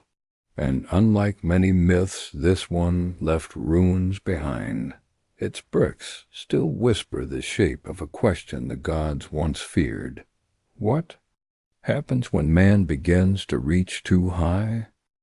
Long before the tale was moralized in holy books, the tower was real, a massive ziggurat in the heart of Babylon, dedicated to Marduk, the city's patron deity, 7 layers high, glazed in blue and gold, with a temple at the top that touched the edge of the sky. Priests ascended its spiraled ramp with offerings, and from its summit they charted the stars. But the deeper truth is buried not in its bricks, but in what the tower represented. It was not just an offering. It was a statement, a declaration. We are no longer afraid to climb. Ancient tablets describe the tower's construction with awe and sometimes unease. One inscription, only partially intact, reads, "The people raised their voice to the stars. They bound brick to brick, not with mortar, but with purpose. And the gods looked down and grew silent." What did they fear? Not the height, but the unity. For the builders were not just Babylonians. They were drawn from many lands, many tongues, unified by shared purpose, a shared ascent. And such unity had always been dangerous. To climb the heavens was to challenge the old order, the divine hierarchy. For in Mesopotamian thought, the cosmos was layered, the heavens above, the Abzu below, and the mortal plane. In between. To breach these boundaries was to disturb the balance, and Etemenanke was built not in reverence of that order, but in ambition to transcend it. It was a tower built to remember what had once been lost. Older myths, buried deep in Sumerian hymns, tell of an age when gods and men spoke without veil or ritual, when knowledge flowed freely, but something happened, a rift, a silence, a breaking of speech, and from that silence came the first division of language, of caste, of god and mortal. Etemenanke was a reversal, a return. An attempt to undo the forgetting. And that, perhaps, was what provoked fear. The book of Genesis tells the story differently, of pride punished, of tongues confused. But even that tale carries the echo of something deeper, that there was a time when mankind almost remembered, almost rebuilt the bridge, and was stopped. Was the tower destroyed by divine wrath, or by politics, war, and time? Perhaps both. When Babylon fell to the Persians, the tower was damaged. Later, Alexander the Great visited its ruins and ordered its restoration, but he died before it could be completed. As if something, somewhere, had decided the tower must never rise again. There is a line in a Neo-Assyrian tablet, obscure and half-translated, that reads, "When the stairway neared the breathless stars, the lords of the horizon turned their gaze away. They said, 'Let the language twist. Let the dust reclaim the will.'" Was this a poetic flourish, or a memory of something that truly shook the heavens?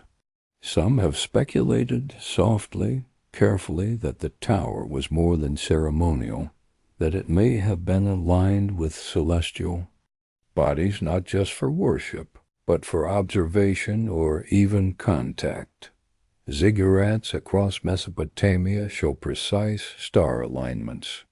Why build so high unless there was something to see or to signal? What if Etemenanke was an antenna of sorts? Not in a technological sense, but in the ritual sense? A tuning fork for the cosmos. A way to reach back toward beings who had once walked among men, before they disappeared below rivers and behind myths. Would those beings have welcomed the call, or silenced it? Modern excavation of the tower's foundations revealed bricks stamped with phrases like, "For the life of the people," "For the road between worlds," that the heavens may hear again. These are not typical dedications. They sound expectant, hopeful, as if the tower was meant not just to reach upward, but to reopen something long closed. But, of course, it did not. The tower crumbled, its stone stolen for later temples, its blue glaze faded, its height reduced to memory. The gods, it seems, had their way, and yet something remains. In the myth of Babel, in the runes of Etemenanki, in every spire, steeple, and satellite dish mankind has built since. We are still trying to climb, still trying to speak across the silence, still daring the heavens to answer. As this chapter closes, picture a twilight sky over Babylon, the last golden light brushing the topmost stair of the tower. Below, men and women pause, tools in hand, breath held. Above, the stars begin to blink open, not in anger nor in blessing, but in recognition. And the tower, though broken, still hums softly in the dreamscape of history. Waiting to rise again. Time is the softest of illusions, slipping like water through fingers, shaping memory and history alike. Yet, for the ancient Mesopotamians, time was not just a measure. It was a sacred rhythm, a divine cycle, a map of destiny, inscribed in the stars and the earth, and within their calendars lay mysteries darker than the night. Among the tablets and inscriptions recovered from cities like Babylon, Ur, and Nippur, scholars have uncovered hints of a lost century, a span of years mysteriously missing from recorded time, erased as if by decree. This vanished century is not merely a gap in the archives. It is a silence that echoes across millennia. Mesopotamian calendars were intricate. They combined lunar months with solar years, added intercalary months to keep seasons aligned, and embedded religious festivals within their flow. But these calendars were not infallible. They bore the weight of political change, religious reform, and sometimes purposeful alteration. The scribes who maintained them were both scientists and priests, guardians of order and manipulators of memory. One fragment, discovered in the ruins of Uruk, puzzles historians to this day. It lists years in a sequence, but the count abruptly stops, skips, then resumes as if nothing had happened. A whole decade is missing. Even more perplexing, astronomical records from the same period show inconsistencies. Eclipses that should have been visible are absent. Planetary movements recorded out of sequence. Were these merely errors or evidence of deliberate tampering? Some ancient texts hint at why time might be recalibrated. One Babylonian hymn speaks of a darkening of days when the wheel of years was broken, and the watchful stars hid their faces. Others mention a time of silence when the gods withdrew their favor, and men lost the measure of their own days. Could this time of silence be the lost century? Historians have long speculated about such gaps, but few dare to confront what it might mean, because erasing time is erasing memory itself, and memory is the foundation of power. If rulers or priests controlled the calendar, they could rewrite history by altering when events were said to occur, or by omitting troublesome periods. If a century was inconvenient, perhaps marked by catastrophe, rebellion, or forbidden knowledge, it could simply be forgotten, replaced by silence. This notion aligns with other Mesopotamian practices: selective preservation, rewriting of king lists, and mythological overlays that obscure original events. It also connects to a broader theme we have seen throughout this story, the tension between what was remembered and what was erased, between the visible world of records and the hidden world of secrets. One scholar's theory is particularly haunting. They propose that the lost century coincides with a period of upheaval, a shadow era, when something was hidden from view, perhaps a failed experiment with power, perhaps contact with forces beyond comprehension, perhaps a disaster so profound it could not be recorded without unraveling the entire social order. The calendar then became a tool not just for marking days, but for controlling reality. By erasing a century, those in power could reset the narrative, smooth over fractures, and maintain the illusion of divine order. But time is a stubborn thread. It resists being cut cleanly. Astronomical data preserved in unexpected places, on tablets buried beneath the city, and records kept by neighboring cultures, hint at events that must have happened during this missing time.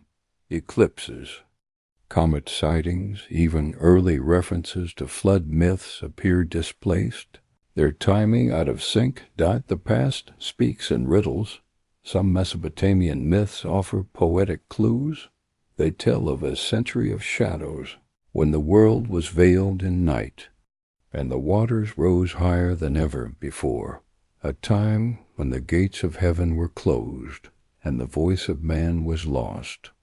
Was this a metaphor, or a record of real cataclysm? As the ancient scribes labored, they may have chosen to erase this painful chapter, replacing it with silence and ritual, a quiet act of forgetting. Yet in the whisper of stars and in the patterns of calendars still studied today, the lost century lingers, a reminder that history is never fixed, that time, like memory, is shaped by those who tell its story. As this chapter draws to rest, imagine a scholar in a quiet room. She pores over fragments of clay tablets, noting inconsistencies, tracing lines of stars across the sky, her breath steady, her hand gentle. And in the stillness she wonders, what truth did the lost century hold? What stories were buried in the silence of time, and what might happen if we dared to listen? Rivers are the lifeblood of civilizations, gentle yet relentless, carving paths through earth and time. In Mesopotamia, the twin veins of the Euphrates and Tigris defined the land, its people, its stories.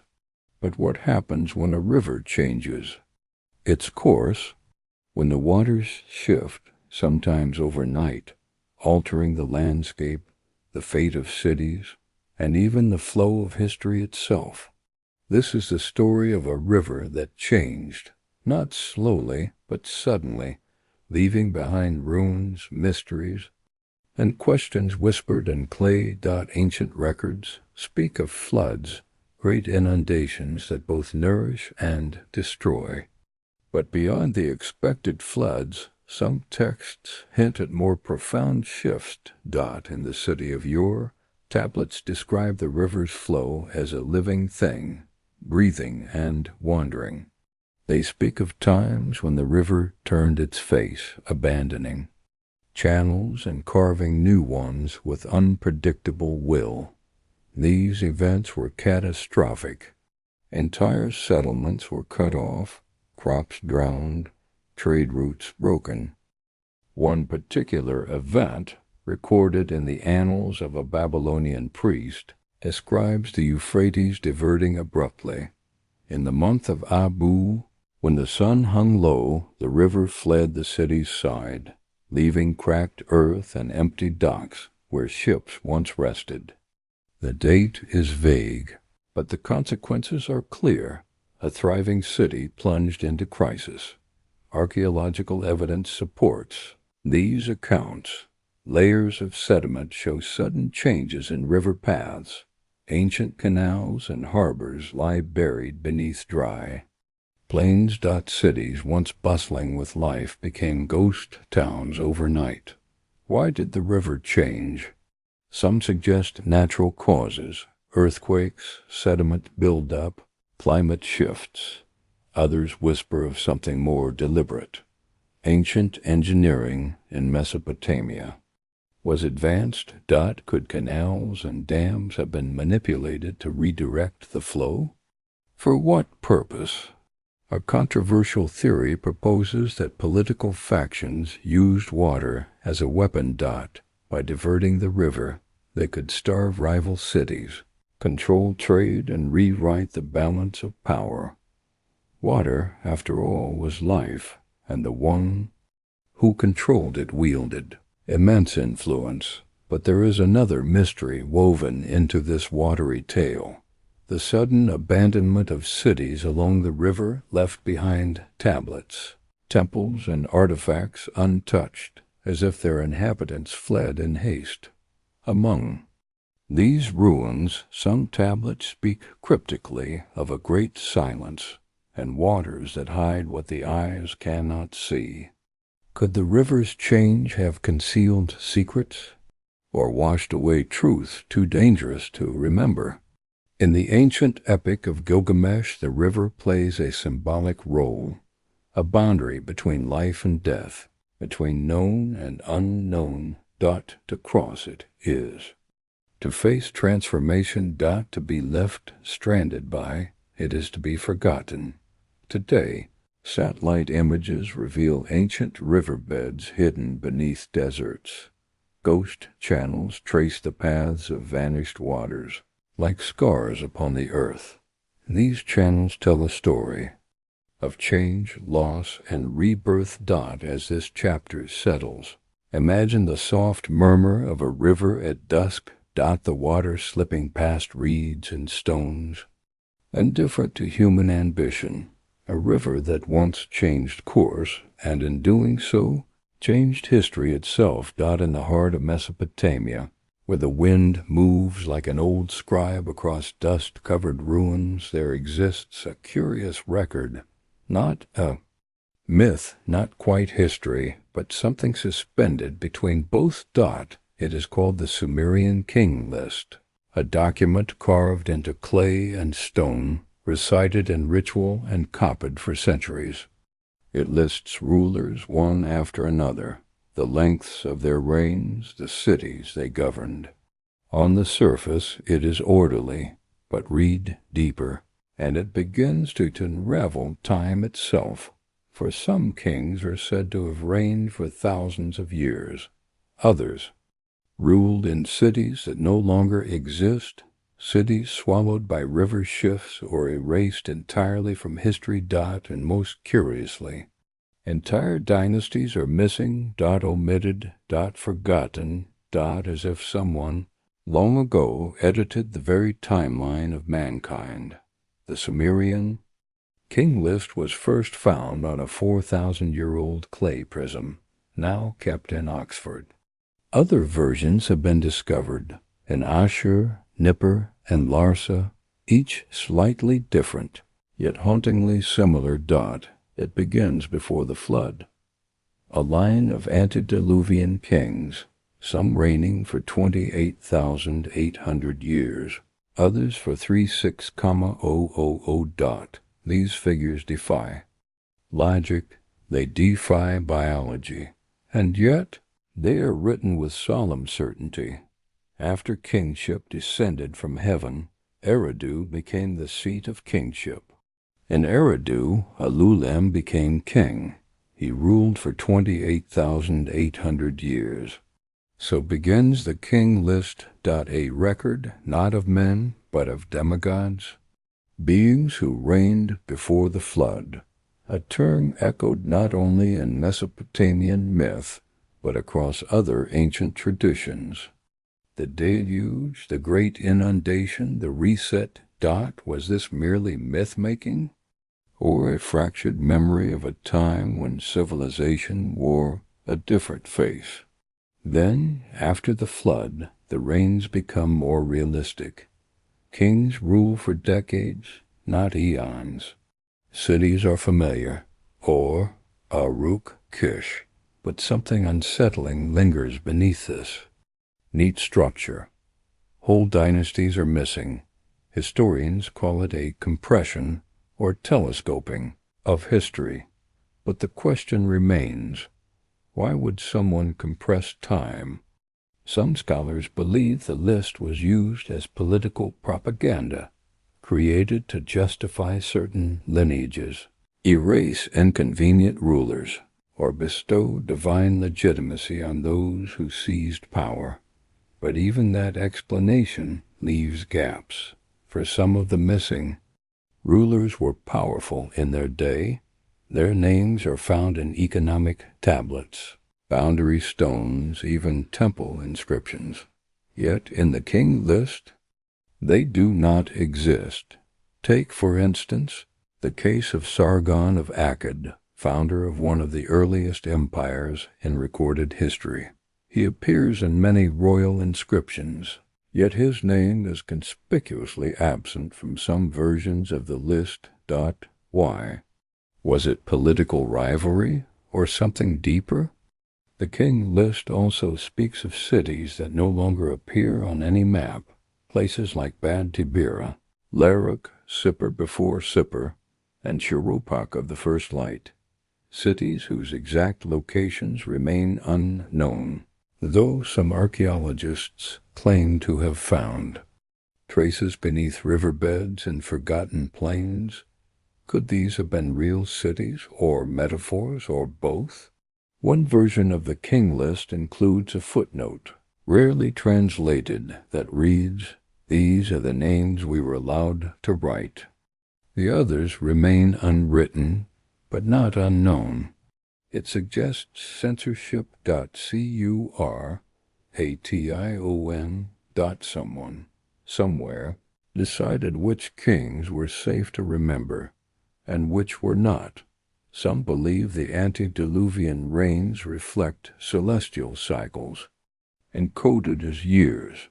Others propose the numbers were symbolic, denoting status, not time. But what if they weren't symbolic? What if those kings did rule for centuries, not because they were gods, but because time itself was different, or remembered differently? In a temple text from Nippur, a priest writes, "Before the flood, the sun moved twice as slow. A year was a whisper stretched long, and men walked with the sky in their lungs."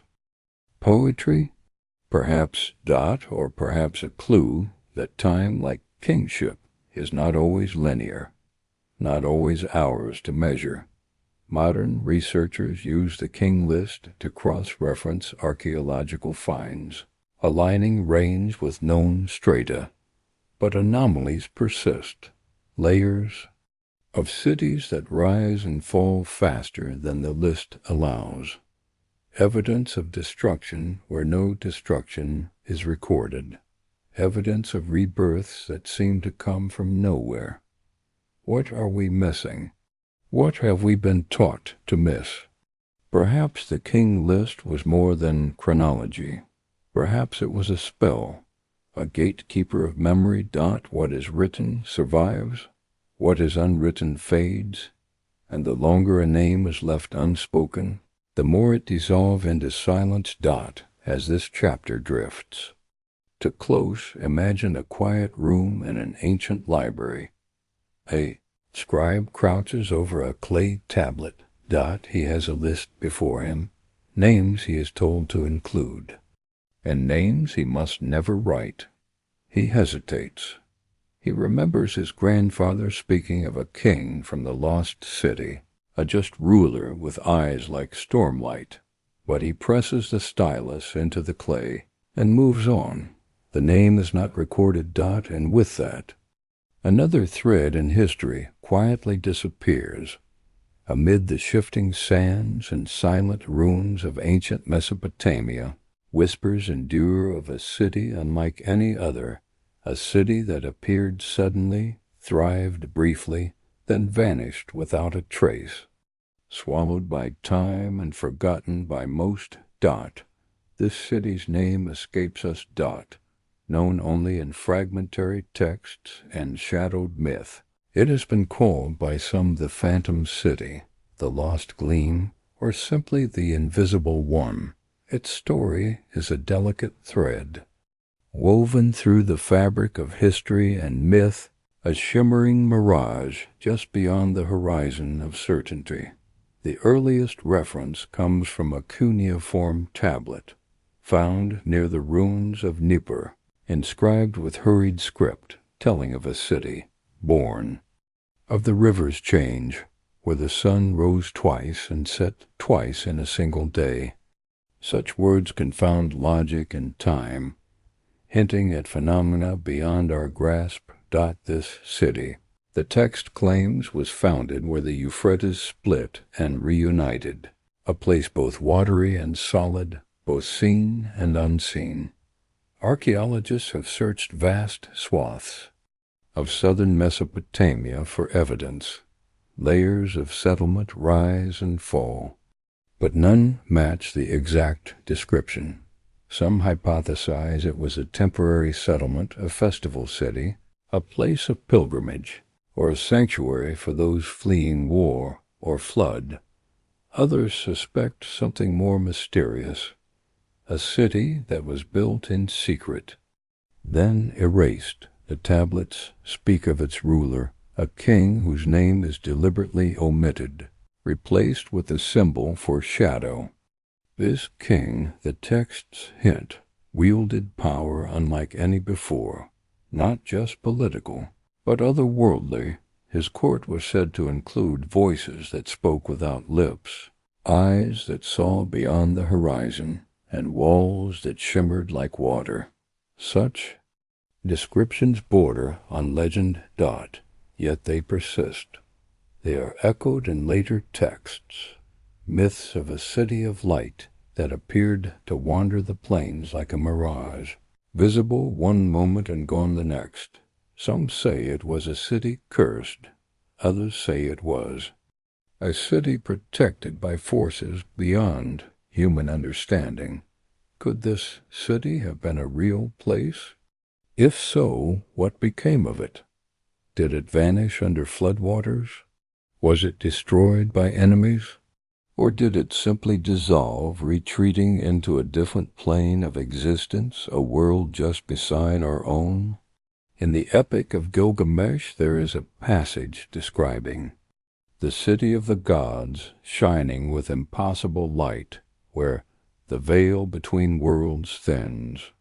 Some scholars argue this passage may be a poetic memory of the Phantom City, a place that defied ordinary laws of space and time. If so, the city's disappearance was not destruction, but disappearance, not death, but withdrawal, like a dream fading. Upon waking, modern researchers using ground-penetrating radar and satellite imagery have detected anomalous patterns beneath the desert floor, circular foundations, unusual formations, but nothing definitive. Could these be the remains of the city, or tricks of light and shadow? The very idea of a city that appears and vanishes challenges our understanding of history. It suggests that not all that was is meant to be found, that some truths may be fleeting, like footprints on water. As this chapter closes, imagine standing at the edge of the ancient river, watching the sunrise paint the sky with soft gold. For a moment, in the shimmering heat, you glimpse a city, its towers rising, its walls glowing. But before you can look closer, it slips away, leaving only the whisper of its name in the wind. Since time immemorial, humans have looked upward, seeking patterns. In the night sky, faint lights glimmering against the vast darkness like a celestial script, written just for us. In Mesopotamia, the stars were more than ornaments. They were living words, divine messages, and maps that held the secrets of fate power, and memory. This chapter opens the ancient sky, tracing the constellation of myths and mysteries encoded in the heavens, a secret language that whispers. Across millennia, the Mesopotamians were among the first astronomers, meticulously recording the movements of stars, planets, and eclipses. Their temples were observatories. Their priests were astronomer priests who decoded the sky's rhythms to predict floods, wars, and harvests. But beyond the practical, the stars carried stories of gods and watchers, of cycles repeating, of cosmic balances shifting. The zodiac, as we know it, traces its roots here. 12 signs, each tied to a constellation, each embodying divine forces and earthly rulers. These signs were not just symbols, but keys to understanding time and destiny. A tablet from Babylon describes the constellations as the lips of the gods, speaking in silence. Yet the celestial script was more than star charts. It was a coded language, one that could conceal as much as it revealed. Hidden within the arrangements of stars were myths of creation and destruction, of hidden knowledge passed down by beings. From beyond the sky, one fragment from the Mall, a pin series, a compendium of astronomical texts, refers cryptically to the secret 7 stars that guarded the gates of the deep. These 7 stars align with the 7 Apkallu, the watchers we met in the last chapter, suggesting a celestial counterpart to earthly wisdom. Were the stars a map, a guide, or a prison? Mesopotamian astrologers believed the heavens directly influenced human fate, but certain configurations were forbidden knowledge, hidden from common scribes, whispered only in secret chambers. Tablets speak of a veil drawn over the sky during certain alignments, a time when the gods turn their faces and the watchers hold their breath. One of the most mysterious elements of this cosmic language is the concept of Enuma Enlil, a massive collection of omens connecting celestial events to earthly happenings. This text was studied for centuries, refined and guarded within. It are warnings of floods, fires, invasions, but also hints of cycles beyond human control, times when the stars themselves seem to conspire in silence. Did the ancients believe the stars were alive, or were they symbols for forces beyond mortal grasp? Some tablets suggest stars were eyes, watching, judging, or even imprisoning. The eye of the deep is one such symbol, recurring in myths. Alongside water and flood, the zodiac sign, Cancer, the crab, was associated with the gate of the gods, a threshold between worlds, and at certain times of year, its rising and setting marked moments when the veil between earth and sky was thinnest. A secret language played out in the dark. This celestial code also appeared in rituals. Priests performed ceremonies timed to the stars, inscribing prayers and prophecies beneath the watchful eyes of constellations. It was believed that proper interpretation could alter fate itself, to delay disaster, invite prosperity, or silence enemies. Yet, like many secrets, this knowledge was double-edged. With great power came great danger. To misunderstand or misuse the celestial language could invite calamity. Some tablets warn of the night when the stars fall silent, a moment of cosmic reckoning. As this chapter draws to a gentle close, picture a vast, starlit sky above ancient Babylon. The temple, ziggurat, rises like a finger pointing heavenward. A lone priest gazes upward, tracing invisible lines between stars. He listens, not just with ears, but with heart, hoping to hear. The whispered secrets of the cosmos. All stories, no matter how vast or enduring, eventually find their silence. The echoes of ancient Mesopotamia, of gods and kings, rivers and stars grow faint, folding into the stillness where time itself seems to pause. This final chapter is not an end, but a quiet resting place, a meditation on loss, remembrance, and the gentle fading of a civilization that once shaped the world's earliest dreams. The great cities, once vibrant with voices and song, have become whispers in dust. Your Babylon, Nippur, their stones tell stories only if we listen closely, softly. Beneath the roar of modern life, what remains is a silence full of questions. The gods, it seems, withdrew from sight. The rivers shifted away, the towers crumbled. The knowledge, sacred, forbidden, powerful, slipped beneath the surface of memory. But silence is not emptiness. It is a space where stories wait to be heard anew, where mysteries deepen rather than vanish. In that silence, we find the human heart, striving to remember what was lost, to piece together the shards of forgotten truths.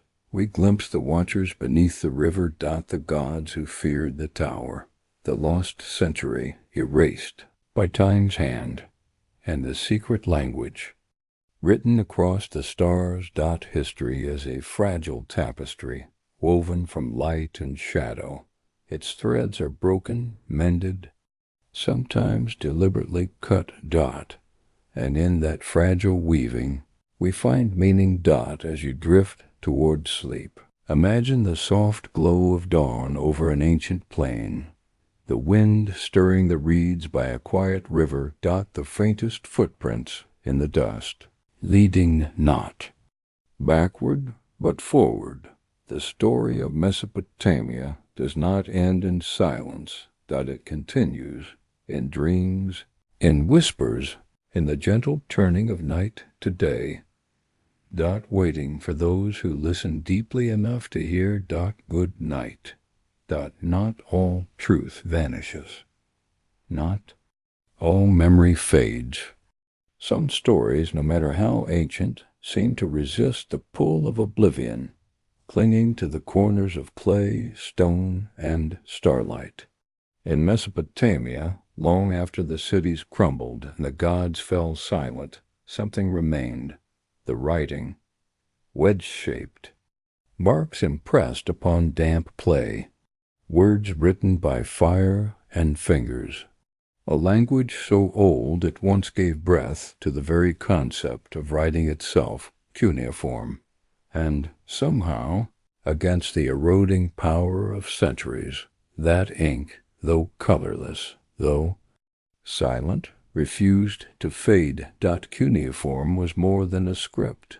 It was a tool of magic, mathematics, myth, and memory. A bridge between the divine and the mundane, between priest and sky, between king and people. It carried contracts and prophecies. It recorded the shape of dreams. And it told the world, we were here. We understood. We spoke in symbols the gods could read. Over 500,000 clay tablets have been unearthed in libraries, palaces, homes, and even buried beneath temples. Some were routine, accounting ledgers, grain tallies, receipts for sheep. Others were sacred, hymns, incantations, epics. Together they formed the oldest known library of human thought. And though the walls around them collapsed, though the rivers shifted and time forgot the names of their authors, these tablets endured, because clay remembers what breath forgets. In a world before ink and parchment, before presses and pens, these scribes pressed the future into permanence. Each stylus stroke a promise, we will not be forgotten. Among the most famous is the Epic of Gilgamesh, carved in elegant lines telling of gods, grief, and immortality, but thousands of others still lie unread, untranslated, held in museum drawers and storerooms, waiting patiently for someone to breathe life back into their script. Some tablets contain words that echo with uncanny relevance, instructions on how to treat fever, settle a boundary dispute, or comfort the grieving. Others seem touched by mystery, recording astronomical events, visions, and divine messages delivered in sleep. One fragment found in the ruins of Sippar contains a peculiar verse. What is not spoken may still be read. What is not read may still be known. What is known may yet return when the stars align again. Whisper, perhaps, from the scribe to the future, to us. Even the act of writing was sacred. Scribes were trained for years, their hands steady, their memory sharp. They memorized entire libraries. They practiced on broken pots before earning access to sacred tablets. Their role was more than clerical. They were keepers of cosmic order. To write was to create. To miswrite was to unbalance. That reverence can still be felt. Hold a 4,000-year-old tablet, and you hold a piece of someone's breath, someone's thought, someone's moment, suspended across time like a whisper frozen in clay. And remarkably, some of these tablets still carry fingerprints, the literal touch of a long-gone human soul. They did not vanish. They waited. So much of Mesopotamia was erased by flood, by conquest, by the grinding wheel of history. But cuneiform resisted. It resisted fire. It resisted time. And though forgotten, for nearly 2,000 years it returned. In the 19th century, scholars cracked the code. And with it, the voices of the ancients rose once more, not in shouts, but in soft, steady echoes.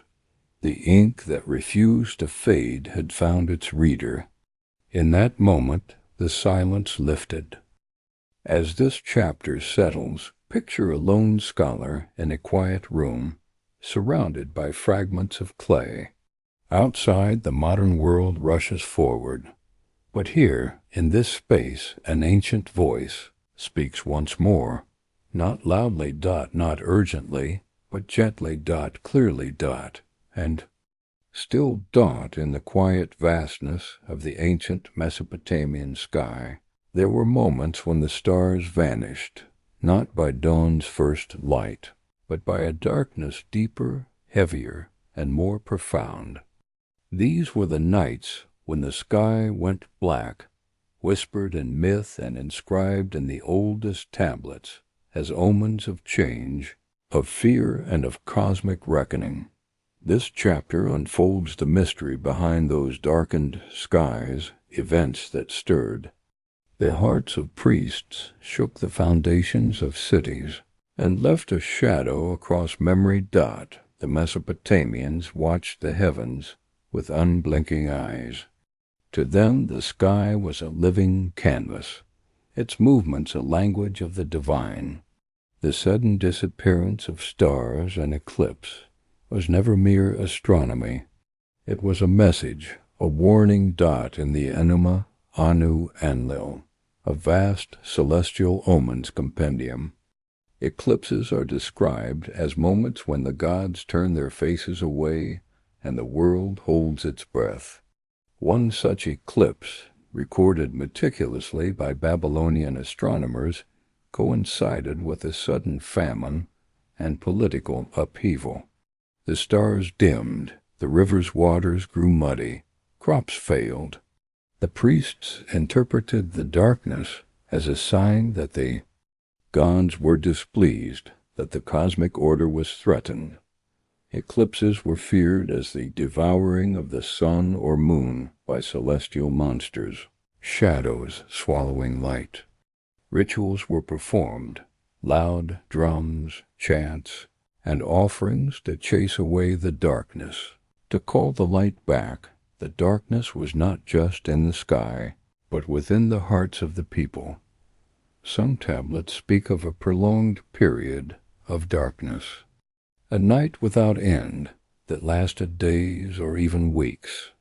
Though difficult to verify astronomically, these accounts may refer to volcanic ash clouds or other natural disasters, casting shadows over the land. These dark times disrupted the rhythms of life. The calendar faltered. Priests debated and recalibrated rituals. Kings questioned their mandates. The delicate balance between heaven and earth trembled. Interestingly, some myths connect these blackened skies with great transformations. The epic tales hint that from darkness comes renewal, that the final silence before dawn births new. Ordered. In some versions of the flood myth, the sky darkens as the waters rise, swallowing the sun, before the world is cleansed and reborn. Could these cosmic dark nights be more than natural phenomena? Could they have been part of a celestial design or punishment, or signals from forces beyond human reckoning? The ancient scribes' warnings remain etched in stone. When the sky goes black, watch the earth. When light fades, listen for the whispers beneath. For in darkness the old secrets stir. As this chapter draws to a close, picture the moon swallowed by shadow, the land hushed beneath the weight of night. A lone figure stands atop a ziggurat, eyes fixed upward, breath held, waiting for the return of the stars, and with them the return of hope. Beneath the ancient plains of Mesopotamia, beneath the dust and stone, lie echoes, faint vibrations of a past long buried, but never quite silenced. These echoes speak not in words, but in layers of earth, fragments of pottery, and the silent geometry of foundations once proud and tall. This chapter invites you to descend softly beneath the surface, to listen to the quiet stories the ground holds, and to explore the mysteries whispered by the buried cities. Archaeology is a gentle uncovering, a patient conversation between the present and the distant past. Each shovelful of earth removed is a page turned in a story written over thousands of years, a story sometimes incomplete, sometimes deliberately concealed. In Mesopotamia, layers upon layers of settlements lie stacked like ancient books.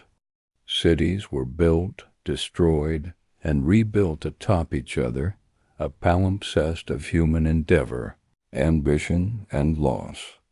Beneath the bustling streets of modern towns lie the ruins of Uruk, Ur, Lagash, and countless others, silent cities sleeping beneath. The soil. The echoes beneath the earth are also echoes of silence, deliberate erasures, places left to be forgotten. Some ruins reveal sudden abandonment, houses left with hearths still warm, food still on tables, tools cast aside as if their owners vanished in a moment. These disappearances fuel questions. Was it war, flood, plague, or something more mysterious? In certain sites, signs of violent destruction mingle with layers of untouched artifacts, as if parts of a city were burned while others remained intact, a puzzle that resists easy explanation. Beneath the earth are also hidden texts, tablets that have survived the ravages of time, offering glimpses into daily life, administration, and belief. But there are also texts never meant to be found, magical incantations, curses, and prayers sealed in secret chambers.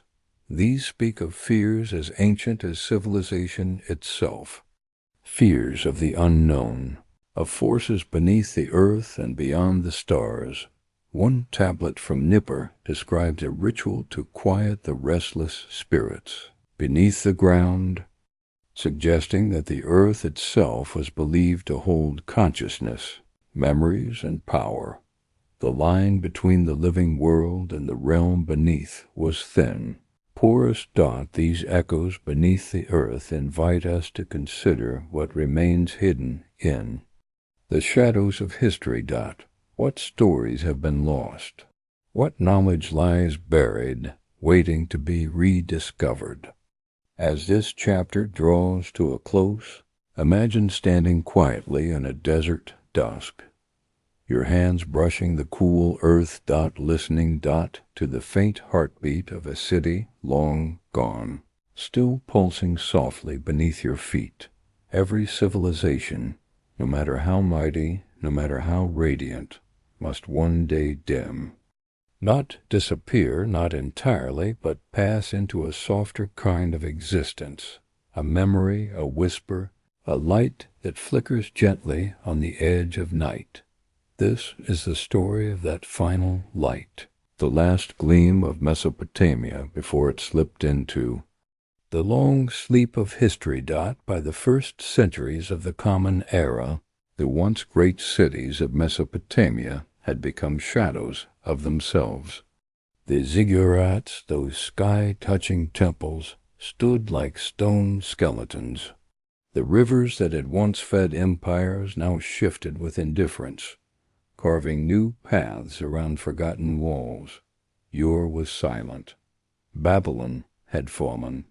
The language of the gods, cuneiform, had ceased to be written. The scribes were gone. Yet even in this twilight, something endured. Dot, in the libraries of Persia, in the scrolls of Greece, in the early whispers of Islamic astronomy and medicine, the light of Mesopotamia lived on, refracted, translated, transformed, like starlight. From a vanished star, one last temple remained lit, not in brick and stone, but in memory. Dot, in the minds of those who remembered the old stories. Dot, in the scholars who puzzled over strange symbols on clay. Dot, in the deserts that still held secrets under the sand. This final light is not a tragedy. It is a transition, for civilizations do not die, they echo. They are inherited. Mesopotamia passed its torch to the world. Writing, law, astronomy, myth, the idea that humans could speak to the heavens. The echoes of Mesopotamia can be found in your calendar, your clocks, your stories, your songs. The idea that the sky holds meaning, that laws can be written, that cities can rise, and that memory can be preserved, even when the world forgets. A single clay tablet, unbroken, carries more than symbols. It carries intention. It carries breath. It carries a human soul from 4,000 years ago into your present moment. That is the final light. Dot, as this journey ends. Imagine a twilight sky stretching over a land where rivers once sang. The stars appear, one by one, as if remembering their place. Dot, and from deep within the earth a soft glow rises. Dot, it is not fire. It is not flame. Dot, it is memory. Dot, and it still shines.